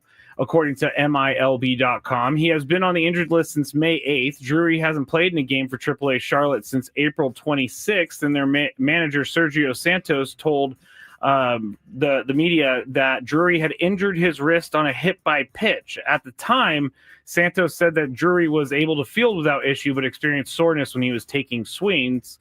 He'd only been able to appear in 10 games before the injury because he broke his thumb in spring training as well, so lots of injuries, but in those 10 games, he's hitting 179 with 1 home run in 47 trips to the plate. So, Chris, you bringing in Brandon Drury? No. I'm remembering Brandon Drury, though. You're remembering him. Yes, he had a beautiful grand slam. In one of the most exciting moments of that 2020, was it 21? 22? Yeah. I mean, they acquired Juan Soto. And, man, I mean, Petco Park was electric that night. I'm sure Tony recalls it as well. And I was lucky enough to go to that game and had just gotten to my seats when the Padres got to the plate there in the bottom of the first inning, loaded the bases, and it was almost as off on cue. Brandon Drury hit that grand slam. So, it's a good memory. I think the career of Brandon Drury, for whatever reason, has kind of dissipated from that point on. So, no, I don't think he's a savior. Okay. Tony, you bringing Brandon Drury in? No, what would he do? Well, Doesn't Tony Patrica need some help with the equipment, Tony, or anything like that? Or? What position or what position is he gonna play? Did he play left field here? I don't know. No, I thought he did. No, they tried that with Adam Frazier. That didn't go too well. Okay, all right. I mean, is he gonna DH? I mean, maybe. I don't. Okay, I mean, no, I don't think so. I don't think you're taking a flyer on this one, but never say never. Never say never is right, but yeah, I'm looking in no outfield. I don't know why I thought outfield, but this You was want to rethink that question? No. This was the hot topic on Twitter today. So Oh, God. anytime someone becomes available that's a former Padre, I have I an get DMs about how they should bring him in. I have an idea. Before you ask silly questions like that, It's not a silly question. tell us that you've come up with this idea for the question based on Twitter conversation, so that I know something silly is coming. Right. I want to get your unwavered opinion I on know. things. Well, yesterday you had me had the Padres acquiring Ted Williams to play left I field. did not so, have him acquiring Ted Williams. apparently this is it's a big deal right Maybe now. his frozen head, but not himself. All right, I'm going to move on from this. Number 4. And we're going to go to rivalry weekend. That word is really hard for me. Rivalry. It's All right. not easy. Okay. But this weekend, many people think the name rivalry weekend is stretching the truth a bit because there are teams that are not playing their rivals. For example, the Atlanta Braves are playing the Red Sox, and most would say that the Yankees and Red Sox are the rivals. Padres are playing the Mariners. The Dodgers are playing the Angels, which doesn't seem to be much of a rivalry. So, Tony, what do you think right now is the best actual rivalry in baseball? Padres Dodgers. It's not Ooh, close. okay. Right now. It's not close.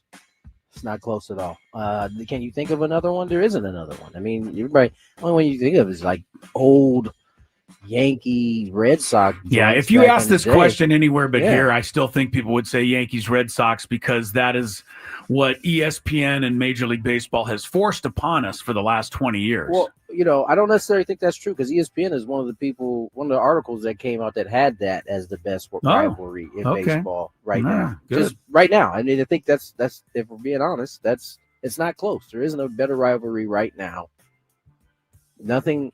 Put it this way: the Padre Dodger series is on national TV just as much as the Yankee Red Sox series is at this point. That's because it plays. There's actual meaningful games being played out of those two teams a lot of times. Chris, what's your rivalry? Is it Dodgers Padres? I think. Well, I'll just say this: I think Padres Mariners is about as much of a rivalry as Poway versus Rancho Bernardo or something. That's all I'll say. This is a drummed up, marketing idea that Major League Baseball has had. I give them credit for trying it. I think it's interesting, when the two Chicago teams play and the two New York teams play and the two Pennsylvania teams play and the Nationals and the Orioles are on the Beltway. The two Florida franchises play, but none of them are really rivalries. Cardinals, Royals, that's not a rivalry. They happen to both be stationed in Missouri. That's about it. I think this is more of a geographical rivalry than That's anything. right. That's all it is. That's all it is. And the A's Giants isn't even going to be a Bay Area thing for much longer. So it's a drummed up thing. I think. You know what? Yeah. You know what would make these more of a rivalry games? If they weren't actually playing each other every year, like it went back to I love that. Yeah. American National League. Like that's when they were real rivals. They didn't see each other enough. Yeah. And when they got together, it was like it was on and It was popping. special. It was special. Yeah. No, I agree with you, Tony. The Angels Dodgers had a thing called the Freeway Series back in the day when spring training games actually seemed like they mattered a little bit, and the regulars played. So they'd get together on the weekend before the season started. And it was a lot of fun to go out and see the two play each other because they never played each other during the season. So I think Tony hits it on the head. But now that you play everybody every year, there's really nothing special about this in my mind. I agree with you. Not even the Vetter Cup cap the Padres are trying to, are giving away this weekend. Okay. Yeah. I don't know any knew what he was getting himself into. No, trust me, Eddie Vedder knew exactly what he likes it. I think he likes it. Yeah. Okay. Number 3.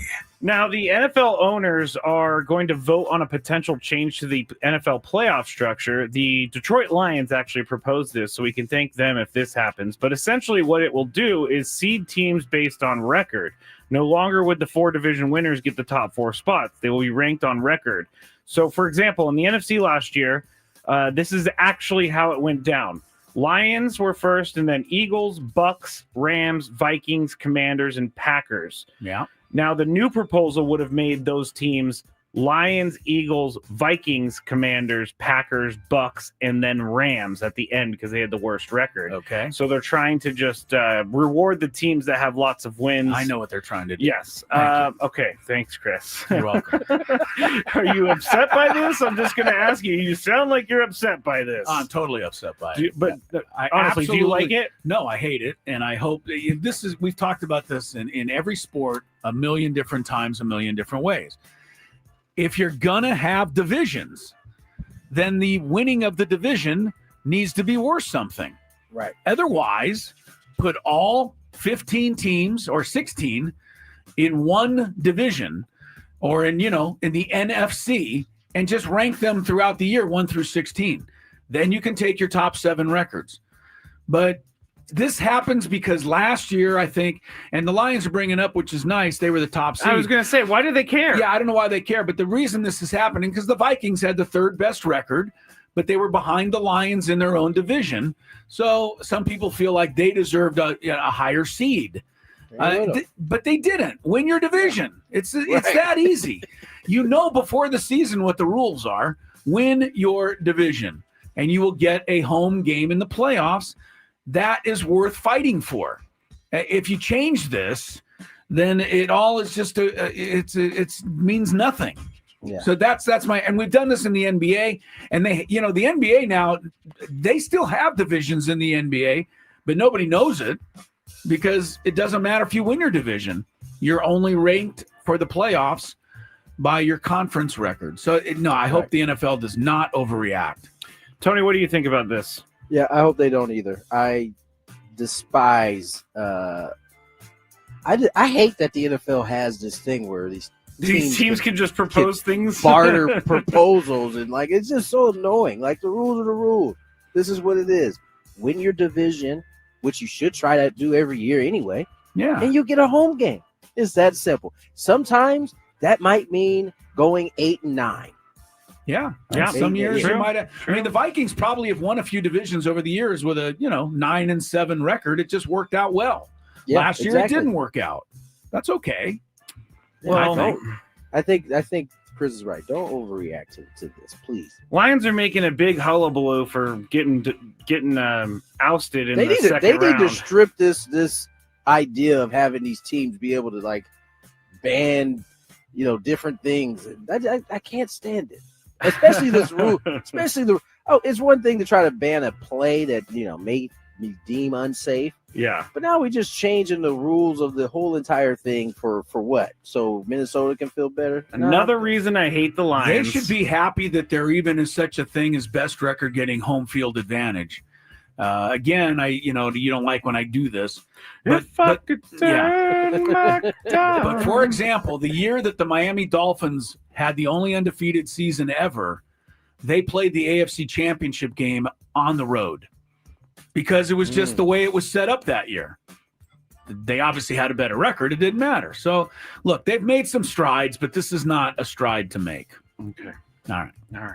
We settled that. Yes, I guess we did. By the way, I just went on my Twitter account. First thing on there, a video of Brandon Drury's Grand Slam from a few years ago. So I told you. I guess you're right, Scraby. Everybody wants him back. I am up to date with what the fans want, and they also they want a lot of ridiculous things. I gotta say. All right.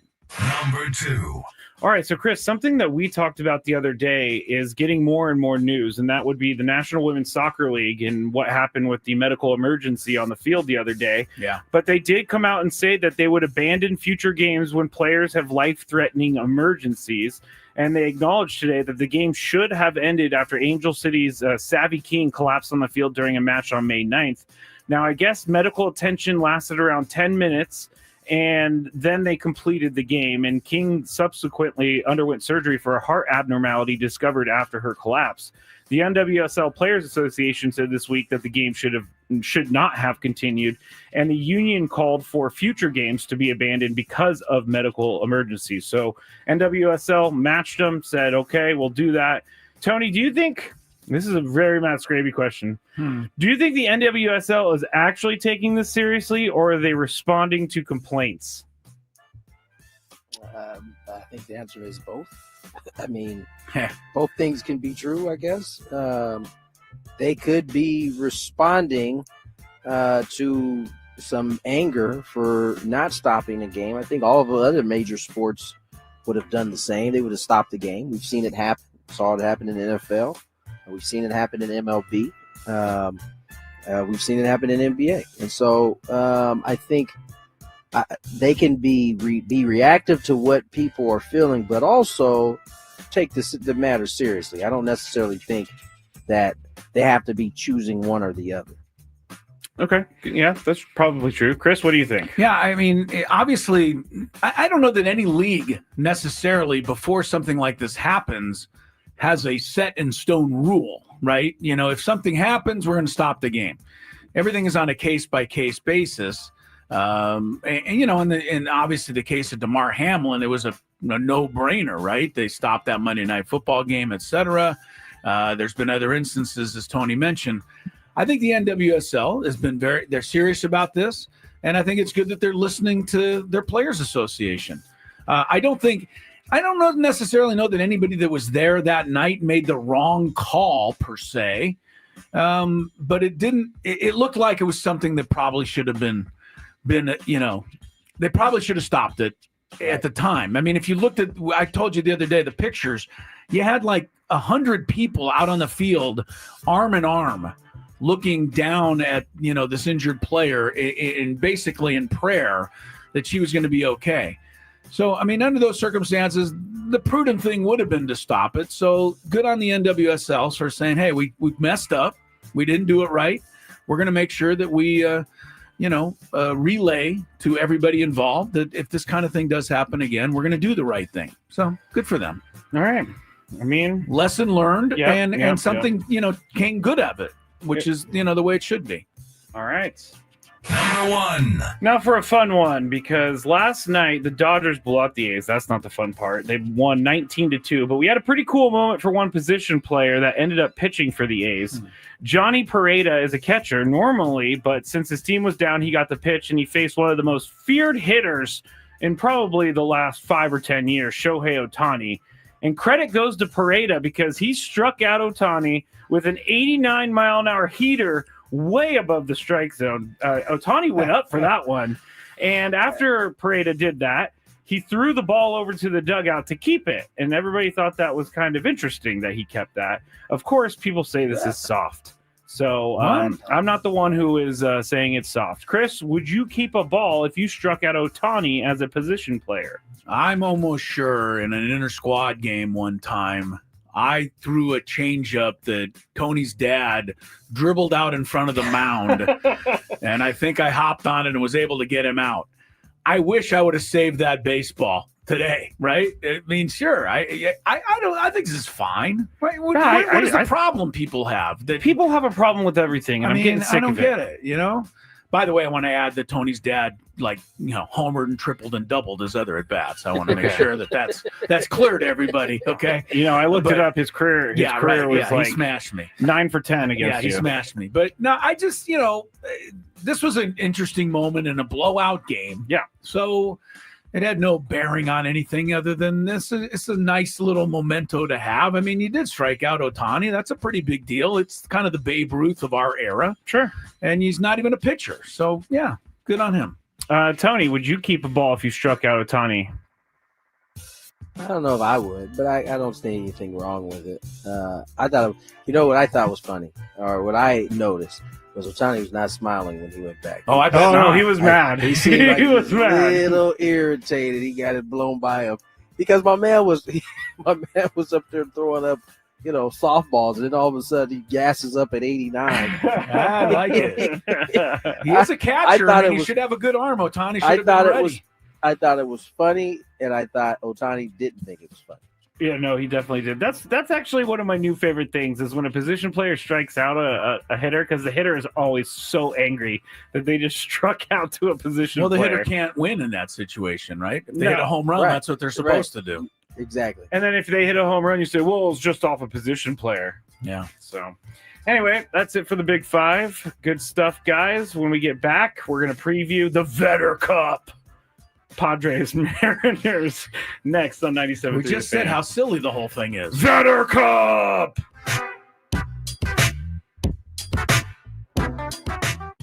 Baseball season is back, and that means a whole lot of Padres talk, even on the Scraby Show. I'll put my spin on Padres talk, and I'll get your opinion too. Join me weekdays from 6 to 7 p.m. as the Padres schedule allows on 97.3 The Fan. Hey everyone, Tony Gwynn Jr. here to tell you about my friends at San Diego County Credit Union. All right, it's time for the Beaver Nuggets. So the story is somehow Buc-ee's got brought up. I think Frank brought it up. Yes. And it's a rest stop / mall / entertainment zone, super center. And someone said on the chat yesterday that they have like 100. They went to one with like 100 gas pumps, which is a lot, I guess. But while we were talking about this, Sam Levitt was in New York listening, and he goes, put me on. And so we put him on, and he's talking about how much he loves Buc-ee's. And so we got into the conversation, and it ended up being about the Beaver Nuggets. And so I had to order them because I find the name Beaver Nuggets very gross. I find it gross. But we're going to go with this. It's kind of like a Cheeto / a corn pop. It's like a cheese doodle. A cheese doodle. And we're going to eat them right now. I don't think these are bad, but here we go.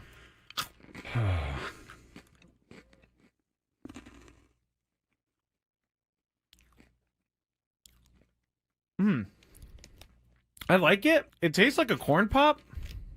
I was going to say it tastes like a waffle, really. It does kind of taste like a waffle. You know what? I'm in. These are good. Yeah, I'm not. You want another one? No, I don't want another one. But yeah, I mean, it tastes like a waffle, like a waffle with syrup on it. It's pretty good. I gotta say, I'm not hating these at all. Actually, they're very good. I like this. The waffle is a perfect explanation. If you've ever had, I'm sorry, I'm talking on the microphone with food in my mouth. But if you've ever had a Lay's potato chip that's waffle flavor, it's kind of like that. Sad Fryer says, are they cheesy? No, they're not cheesy at all, actually. They're sweet. No, it's like a hard waffle with syrup on it, with dried encrusted syrup on it. Now, I don't exactly know what the puff is. It could be just fake something. Most likely. I mean, it's like caramel a little bit too. All right, I gotta stop eating these because I will eat the whole bag. I love these things. I'm gonna leave them here though because I will eat this if I go home. It's just gonna be a bunch of beaver nuggets in my bed as I sleepwalk or something like that. All right, it's time for the Beaver Nuggets. So the story is somehow Buc-ee's got brought up. I think Frank brought it up. Yes. And it's a rest stop / mall / entertainment zone, super center. And someone said on the chat yesterday that they have like 100. They went to one with like 100 gas pumps, which is a lot, I guess. But while we were talking about this, Sam Levitt was in New York listening, and he goes, put me on. And so we put him on, and he's talking about how much he loves Buc-ee's. And so we got into the conversation, and it ended up being about the Beaver Nuggets. And so I had to order them because I find the name Beaver Nuggets very gross. I find it gross. But we're going to go with this. It's kind of like a Cheeto / a corn pop. It's like a cheese doodle. A cheese doodle. And we're going to eat them right now. I don't think these are bad, but here we go.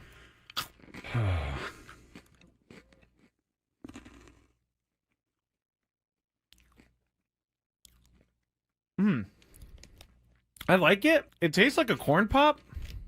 I was just saying it tastes like a waffle, really. It does kind of taste like a waffle. You know what? I'm in. These are good. Yeah, I'm not. You want another one? No, I don't want another one. But yeah, I mean, it tastes like a waffle, like a waffle with syrup on it. It's pretty good. I gotta say, I'm not hating these at all. Actually, they're very good. I like this. The waffle is a perfect explanation.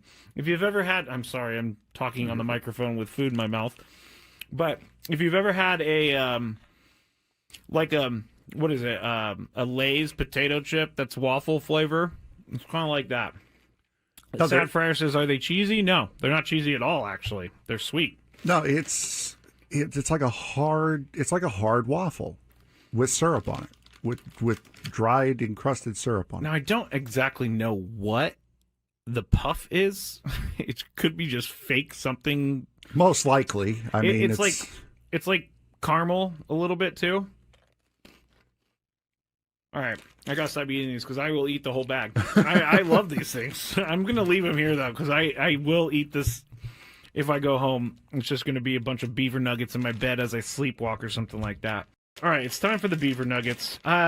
So the story is somehow Buc-ee's got this game from my lens, from how do we beat the other team lens, as I talked earlier about Lockridge, and Jason Hayward has played really good outfield. Jason Hayward comes into this dugout, comes into that clubhouse. Effectively, this guy's been on a winning team ever since he was 8 years old, and has won a World Series. And so, for me, it's not a situation whether he hasn't started the last 2 days. He's on our team. He's contributing to our team in a lot of different ways, in a lot of ways that people understandably won't see, but I get the privilege to see. And those move our needles, help us win games, and ultimately that's what he and we are here for. That's manager Mike Schilt ahead of tonight's game. Padres taking on the Seattle Mariners. Yeah, all you have to do is say Vetter Cup. Vetter Cup! Yeah, right. It's coming up, game one of the Vetter Cup this evening. I wanted to be annoying right there and do it again, but I'm not. Go ahead. Vetter Cup! I'm just trying to protect the poor listeners out there. I don't want to hear that anymore. But yeah, Mike Schilt talking about Jason Hayward. He's not in the starting lineup tonight. And despite Mike Schilt's protest to the contrary, the fact that Hayward is not in there for his second consecutive game against a right-handed starter has people thinking. And that's all. You can't stop it. This is what happens out there. Yeah. Hayward has played left field or center when Jackson was hurt, but he's played every game that he's been healthy this year against a right-handed starter. He's been in. Last 2 games, he hasn't. So he's hitting 170 or 80. People are, thinking, hey, the end is near. Mike Schilt isn't going to come out and say, yeah, kind of thinking about getting rid of him. Yeah. Of course, he's not going to say that. He's going to say, hey, he's a contributing member of this team. We like the matchup better, et cetera, et cetera. Maybe they do. We pointed out earlier that the pitcher tonight for Seattle, Logan Evans. Yeah, Logan Evans, who I don't know a lot about. But the one thing about Evans, apparently his stats say that he has a lot more trouble against righties. So it makes sense to start Brandon Lockridge. So you can look at it a lot of different ways. And the bottom line is most of us, and I'm saying us because it's passed through my mind, how long is Jason Hayward going to be here given an opportunity to hit better than 180? Yeah. His defense has been good. His clubhouse presence, we know, is good. All of those things matter. But ultimately, you and I and all the listeners, we've all been around long enough to know that if you hit 180, you don't stay on the team for too much longer. So I wouldn't think so, Chris. Right. So the fact that Lockridge is starting again tonight, everybody talking, that was Mike Schilt discussing it from his point of view. And I agree with him, right? He's the manager. As long as Jason Hayward is in his locker room, Mike Schilt is thinking, how can I use Jason Hayward to help me win a game? Yeah, that's what he should do. Let the, AJ and everybody else worry about what to do with Jason Hayward. Right now, he's on the club. Use him, root for him, Plug him in. He's if also need be. He's also playing for like $1 million. Can you Right. replace Jason Hayward with another player who's not going to make more than $1 million? I don't know. Oh, you want to go play left field? I play less than $1 million even. Oh, but you can't hit, so I might be able to bunt my way to 180. hey, I don't know. That's you know. fine. Oh, I would love to see you in a major league game bunt and then scurry down to first base. Oh, wow. Scurry would not be accurate. I'm slower than Scurry. Anybody who plays softball with me on Wednesday knows I'm slower than Scurry. Look, Jason Hayward is, like I said, he's there. And as long as he's there, you're gonna, he's gonna do what you can to help you win a game. And when he's not, then you'll worry about that then. Yeah. That's from Mike Schultz's perspective. Yeah. From the fans' perspective, what are we gonna do about Jason Hayward? Until Jason Hayward costs them games, I'm not gonna call for a big move. And he's not costing them Nobody's games costing right now. them games. They're winning most of their games. That's how I'm gonna look at it from now on. If Jason Hayward is so bad he's not that he's losing them games, then he needs to be moved out of there. Let's talk about something a little happier. What? Manny Machado comes into tonight's game with a 14-game hit streak. He is 20 away from the Padre record of 34. Oh, just 20? Yeah, I know. He's been getting a lot of his hits early in the game, too, so he already has it out of the way by the time he comes up. I swear the other night when he was batting in the first inning against Kyle Hendricks, he just said he could have said to Kyle Hendricks, I'm going to hit a line drive right off the second base bag. Just do it. And I'm just going to do it, and there's nothing you can do to stop it. And then he did. He hit one right off the second base bag. I brought this up yesterday. Manny's swinging a good shillelagh here, but I need a little more power. I've got to be honest with you. Who are you, Tim Taylor? Who's that? Home Improvement. Oh, when he's always like more power. Oh yeah, no, I wasn't a Home Improvement guy. Sorry, but that's okay. No, you look. I say a lot of references you're not familiar with, but no, I look, Manny. Here's my thing. He's hitting 340, 335, whatever he's hitting. He's right there. I think it's 340. I think he's second in the league officially right now to Freddie Freeman in terms of the batting race. If you asked me, would I rather Manny Machado hit 15 homers this year and win the batting race or hit 30 homers and hit 280? I got to be honest, I'm going to take the 30 homers. Really? And hit 280? Because it's Manny. That's what they need in my mind. That's what they need from Manny. But if he on the other side, I want Rise to hit 340. I don't, worry about the power. If Manny doesn't hit 30 home runs, will they be able to maintain this pace of winning games without hitting home runs? I understand what you're saying, and I'm not saying that I don't want Manny to hit home runs, but if he's hitting 340, I know that means he's driving in runs, he's getting on base. Probably, but I get it. I want to see Manny hit home runs too. And I think he's going to start doing it a little bit more because his swing is that good right now. I know he doesn't want to change anything up, and I don't blame him. Tony's thought on this might just be right on. Manny's 30, 40 hits now away? Yeah. From 2,000 career hits? Mm-hmm. Tony thinks, and he has told us in discussion on the show, he thinks that once Manny gets to 2,000, he'll kind of give up that pursuit. He's 48 away. Yeah, I just saw it. Yeah, he'll give up that pursuit, and he'll go back to home runs. I mean, I wish I could be as good as Manny. Wouldn't it be Machado. nice to just be able to like, decide? You know what? Yeah. I'm just going to hit singles until I get this know. 2,000 hit, and then I'm going to start hitting home runs again. But there's people out there, we talked about this earlier, that don't like a Rise in there as a first baseman who doesn't hit home runs.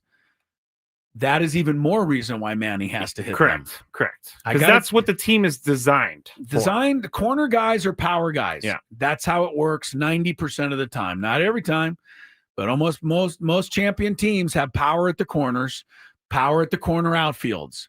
That's just kind of how teams are built. It's changed a lot over the years. Shortstops now can have power. They used to hit 190. Now they're hitters. So I get it. You can get away, I think, with one corner hitting singles. I don't think you can do it with both. I agree with that. So, I love it, Manny, 340, but I'd take 280 and 30 home runs again. I mean, I'll take 280 because his career average is probably average. 280? Yeah. Okay. So career average is 280. So I go give me 290 then. Let's go above your career. But also, I mean, don't 280 these days don't is a forget good the batting average. I know. Don't forget the 30 homers, though. I mean, Manny's got 3. That's low total for a guy of his stature. We are only 10 games away from the 1/3 mark of the season. When we get to 54 games, that is exactly 1/3. You going to tell me that at that point, Manny Machado is going to be on pace to hit 9 this year? That doesn't sound right, Yeah, does that it? is weird. Yeah. That does seem a little bit weird. All right. Can I tell you some stats that I brought up on the Scravy show last night about Manny's hitting streak? Sure. During the 14-game streak, he's batting 480, 24 for 50 with a 1.179 OPS. It's also the longest active hitting streak in the majors. It's tied for his second longest of his career and the longest in his 7 seasons with the Padres. And all 4 times he has put together a hitting streak of at least 12 games since 2015. That streak has been a part of a stretch of at least 28 games where he has an OPS over 1.100, meaning he gets hot and he's hot for a while, and he does a lot of things while he's in these kind of heaters. He's on a heater. He's on a heater. What did he have last year home runs through 40-something games? Let me go look this up. Look that up. By the way, I think Jackson Merrill went hitless in the last back-to-back games. 2 games, yeah. So Yeah. might be time to start panicking about that. Should we DFA him? Might be ball game there. We're going to DFA him. Might be ball game for Jackson Merrill. They played 42 games, right? 27 and 15. Correct, sir. Okay, so through 42 games last year, Manny Machado, it's not giving me the totals. Okay, that's not very cool. All right, let me just count. 1, 2. Oh, you got to count them all up? I'm not kidding. He had through 42 games last year. I got to make sure I'm right here. 1, 2. Oh, goodness. 3, 4. I don't know if this is really great radio. You counting. 5. He only had 5 through 42 games last year. Okay. Well, that's interesting. And he ended up with how many? 30, right? Or 29. He ended up with 29. Yeah. Okay. So, maybe we should calm ourselves. Celtics and Knicks are getting underway in New York. Game 6, crucial there. A little hockey tonight. We got Toronto trying to stay alive at Florida. Entire Canada, country of Canada is on their edge of their seat there. Toronto's the team there. They're like the Yankees here or the whatever. Yeah. America's team. Canada's team is the Toronto Maple Leafs. Make no mistake. And they haven't won a Stanley Cup in 60 years. And they're on the verge of blowing this series. And they're about to get beat by a Florida team. You can't be a Canadian team and get beat by a Florida team. Come on. Florida won the cup last year, and the 2 prior to that, or 2 of the ones prior to that, was Tampa Bay. South Florida's winning a lot of Stanley Cups all of a sudden. What's funny is that don't get it. They walk outside and it's like 85 degrees. The Maple Leafs have to walk outside sometimes and it's like big difference. 12 degrees. Yeah, WNBA season kicks off tonight, and one last programming note, I mentioned it earlier, but Aztec women's softball gets some love from ESPN2 tonight. They play their NCAA tournament opener against Arizona State at 7 o'clock. We'll take a quick timeout. One final segment before we go to Sam Levitt's pregame. That would be the Scraby segment. I hope you came up with something. I thought it was Brandon Lockridge. Oh, yes, that will be the Scraby segment. Yes. Brandon Lockridge when we return. Now at Verizon, we're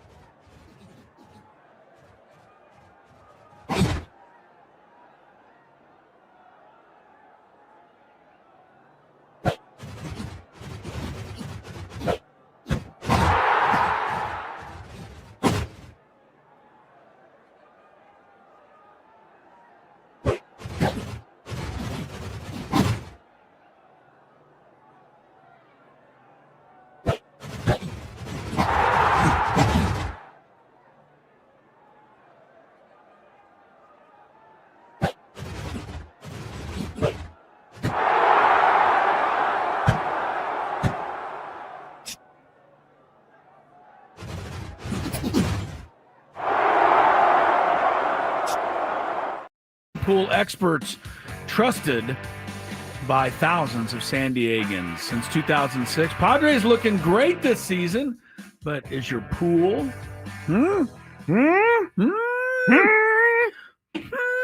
It's Friday, everyone.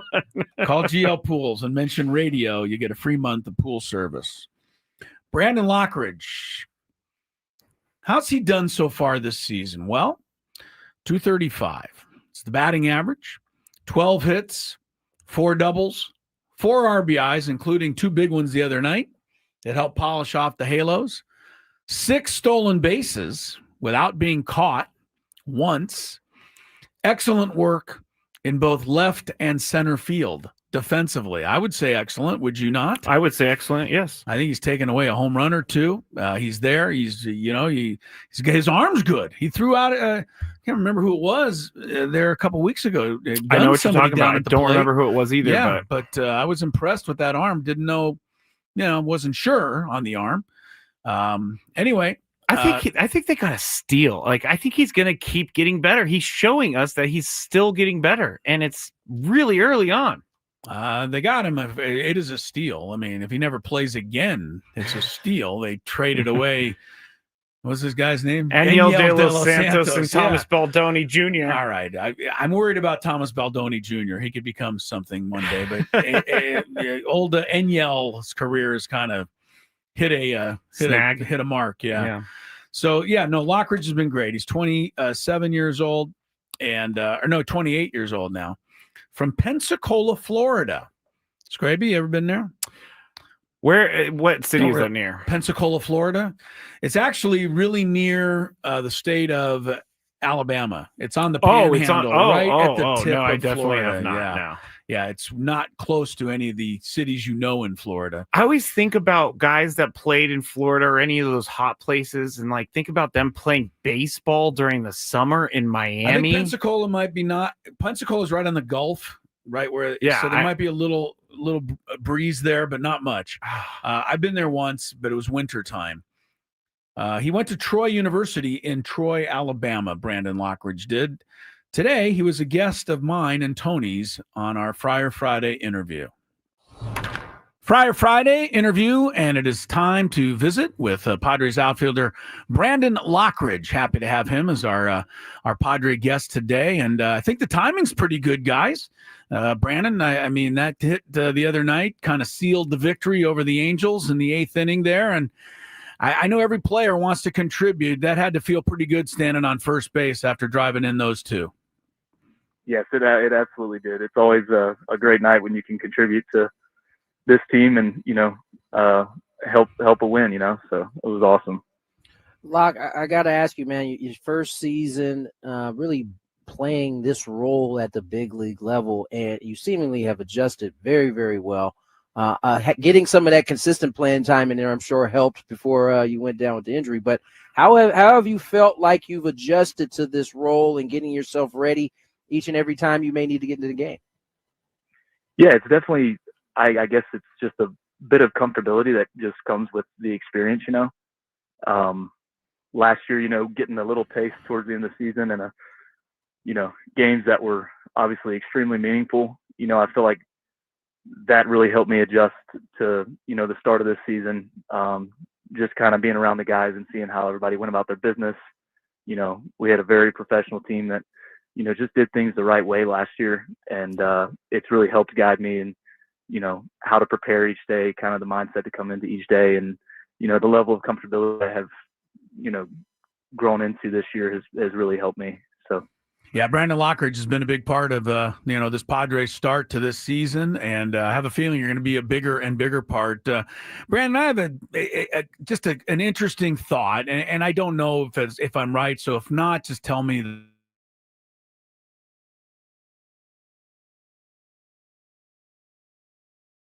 Sat down outside there on the benches and outside the little cafeteria there. Anyway, we had a great conversation. We talked to you about making the team, and you said if I recall, that you thought you had done everything possible to make the team. You were excited about it. You know, you felt like you'd given it everything you could. But you also said, I hope that they noticed, kind of thing. You know, that's what you were. And my point is, I don't know that you 100% really believed your name was going to be on that opening day roster until it was. Is that kind of where you were at that time? And you know, what did being on that opening day roster mean to you? Yeah, absolutely. I was extremely hopeful. You know, I knew I could sleep at night knowing I had done about everything that I felt like I could do as a player. And at the end of the day, that's, you know, whether that's in my preparation and, you know, my actual play on the field, that's really about all I can control. So, you know, to be told that morning that I had made the opening day roster, it was, you know, rather emotional to say the least. But, you know, so full of excitement and, you know, it was just an incredible experience in general. But, yeah, I would say I thought it was 50-50. Like, it could have went either way. We had an unbelievable competition for, you know, the couple spots that were available. And, you know, I was just super thankful that, you know, they recognized my play in spring training and rewarded it. And, you know, obviously nothing's given. So, you know, you got to earn it every single day. And, you know, that's kind of my mindset going forward. So. Brandon Lockridge joined us, Padre outfielder, having a good season with this ball club right now. Lock, I mean, take us through a day, right? Let's take us through a day in which, you know, you're not going to start. What is the prep like? What is the prep like during the game? And then take us through a game where you know you're going to get a start, and how does that differ? Yeah, I would say it's basically it's definitely two different preparations. You know, like when I need to be locked in for a night coming off the bench is a little bit different than when I'm starting. Obviously, I try to prepare the exact same way when I get to the field. It's just kind of a mental focus. You know, I'm more so on days when I'm not starting, I'm more so looking into bullpen arms. You know, this year, lefty arms out of the bullpen, you know, righty getting righty pickoff moves, different things that, you know, I would potentially be in a situation to come in for later in the game. You know, just getting my body activated. I typically go in like the fifth, sixth inning, back into our weight room and kind of get my body active to be able to run and do the different things that I'm called for. But then, you know, on a start day, obviously it starts a little bit sooner. I'm prepping for the starter that day, in addition to guys that I could potentially face out of the pen. And, yeah, just basically get my mind squared away much sooner in the day because I need to be ready from the first pitch of the game as opposed to, you know, sixth, seventh inning. Brandon Lockridge is our guest. Brandon, I want to ask, and thanks for the time as always, but I wanted to ask you about, it's not a lost art anymore. I think it's actually coming back more to baseball, but I'm talking about the stolen base. You have amazing speed. We know that. But at this level, amazing speed does not steal you a base. You have to do a lot of things right to read the pitcher, get the jump, pick the right pitch to go on, etc.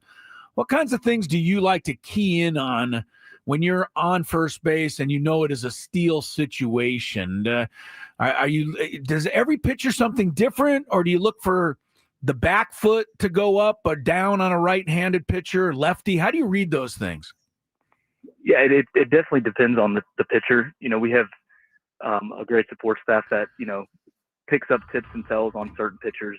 I've always been, whether it's hitting or, you know, on base, a simpler thinker. So I try to keep it as simple as possible. You know, my probably first thing I look at on a pitcher is the pickoff move. So if the person has a, you know, above average pickoff move, then my lead length is obviously going to be shorter. So, you know, on certain guys that have, you know, lesser pickoff moves, I can get bigger leads and, you know, be more aggressive on the time. So, you know, that'd probably be the first thing that I, you know, key in on. And then, you know, whether he's a rhythm guy, you know, sometimes you can get guys a little bit fraction of a second better jump based on a rhythm that he does consistently. You know, there's certain things that lefties do, you know, that they don't even know they're doing that, you know, it's brought to my attention. So it works out a lot. You know, a lot of the times there's something on just about every pitcher if you watch the game and pay close enough attention that, you know, you can pick them apart to increase your odds of being safe. And then from a, you know, honing in on the pitcher, I've never been like as much a person to look at one specific body part. it's always kind of been a soft focus. I feel like I react better, with a soft focus, kind of analyzing the whole, his whole body. You can kind of see a lean sometimes, just a ever so slight lean before they go to the plate, and that can give you that fraction of a second to, between out and safe on the back end of the steal. So there's a lot that goes into it. I've kind of adjusted over the years on what helps me, but those are, for the most part, that's kind of how I evaluate every pitcher when I'm on base. So it's one of the first things you learn from a vet on a big league team is watch the game. When you watch the game, it teaches you so much just from watching. Brandon Lockridge joins us here. And Brandon, last one for me. You get an opportunity this year to watch some pretty good hitters in this lineup, from Toddy to Arise to the way Manny's swinging it this year. Are you able to kind of pick some things up from those guys just from watching and being in a cage with them on a consistent basis? Oh, absolutely. I mean, this is an unbelievable group. I'm so fortunate to be around this many veterans and this many guys that have played the game at a high level for a long time. There's so much to learn every single night, and it's amazing how receptive all these guys are to, my questions. Like, post game, I'll be asking Toddy. There was a situation, I don't remember, it was maybe a couple weeks ago, where, he was down 0-2 and he got like a fastball up and in off the plate that he turned on for like a line drive homer and an 0-2 count. And, being the kind of hitter I am, I was telling him after the game, I'm like, what were your thoughts there? Like, if I swing at that, I'm either fouling it off or I'm picking my thumbs up out of the batter's box afterwards. Strike. You hit it 110 for a homer. And, at the end of the day, obviously Tatis is a different in a different category of hitter than most guys in the entire league. So, hearing his approach, though, it was amazing. It was so simple. He was like, look, at that point, I'm down 0-2. I just tried to get started a little bit sooner and be really short to the baseball. And, well, it's probably not physically possible for me to do something like that. It was cool to hear, like, 0-2 sometimes, I'll kind of get fed up with my thinking, and, hearing him talk, he's calm. He's like, I'm just going to get going sooner and then trust myself to react. So, situations like that, it's little things that what I've picked up is these guys are all super simple thinkers that slow the game down when needed. And, sometimes that's all it takes in the box is to kind of, slow your thoughts down and just breathe and, know that you're there for a reason. And, that's essentially all of these guys in the lineup. It's almost overly simple when it comes to talking approach with these guys. And it's something that, I'm trying to incorporate in my own game more going forward. So. That's great stuff, Brandon. And I'll tell you one thing. I think we're all as happy as you were back there in March that they made the call to go with Brandon Lockridge this year. It has worked out great. You have certainly made them look like they knew what they were doing, and continued good luck here this year. Keep making it happen for the Padres, and we look forward to catching up with you soon. Thanks for good insight as well. It was fun listening to it. Absolutely. Thank you guys for having me. This is awesome. You betcha. Take care, Brandon. From the 855 Get Ross Traffic Center, protecting San Diego after accidents or injury, here's Kelly Danick. Traffic is sponsored by Valvoline Instant Oil Change, your 15-minute drive-through oil change. We are definitely seeing some improvements on our roads. Crash has cleared on eastbound 54 just before the 805, and an accident still in the clearing stage, Lemon Grove Avenue off-ramp, westbound King Freeway. Now in the North County, northbound 15, just before the 56, a solo vehicle accident over to the right shoulder.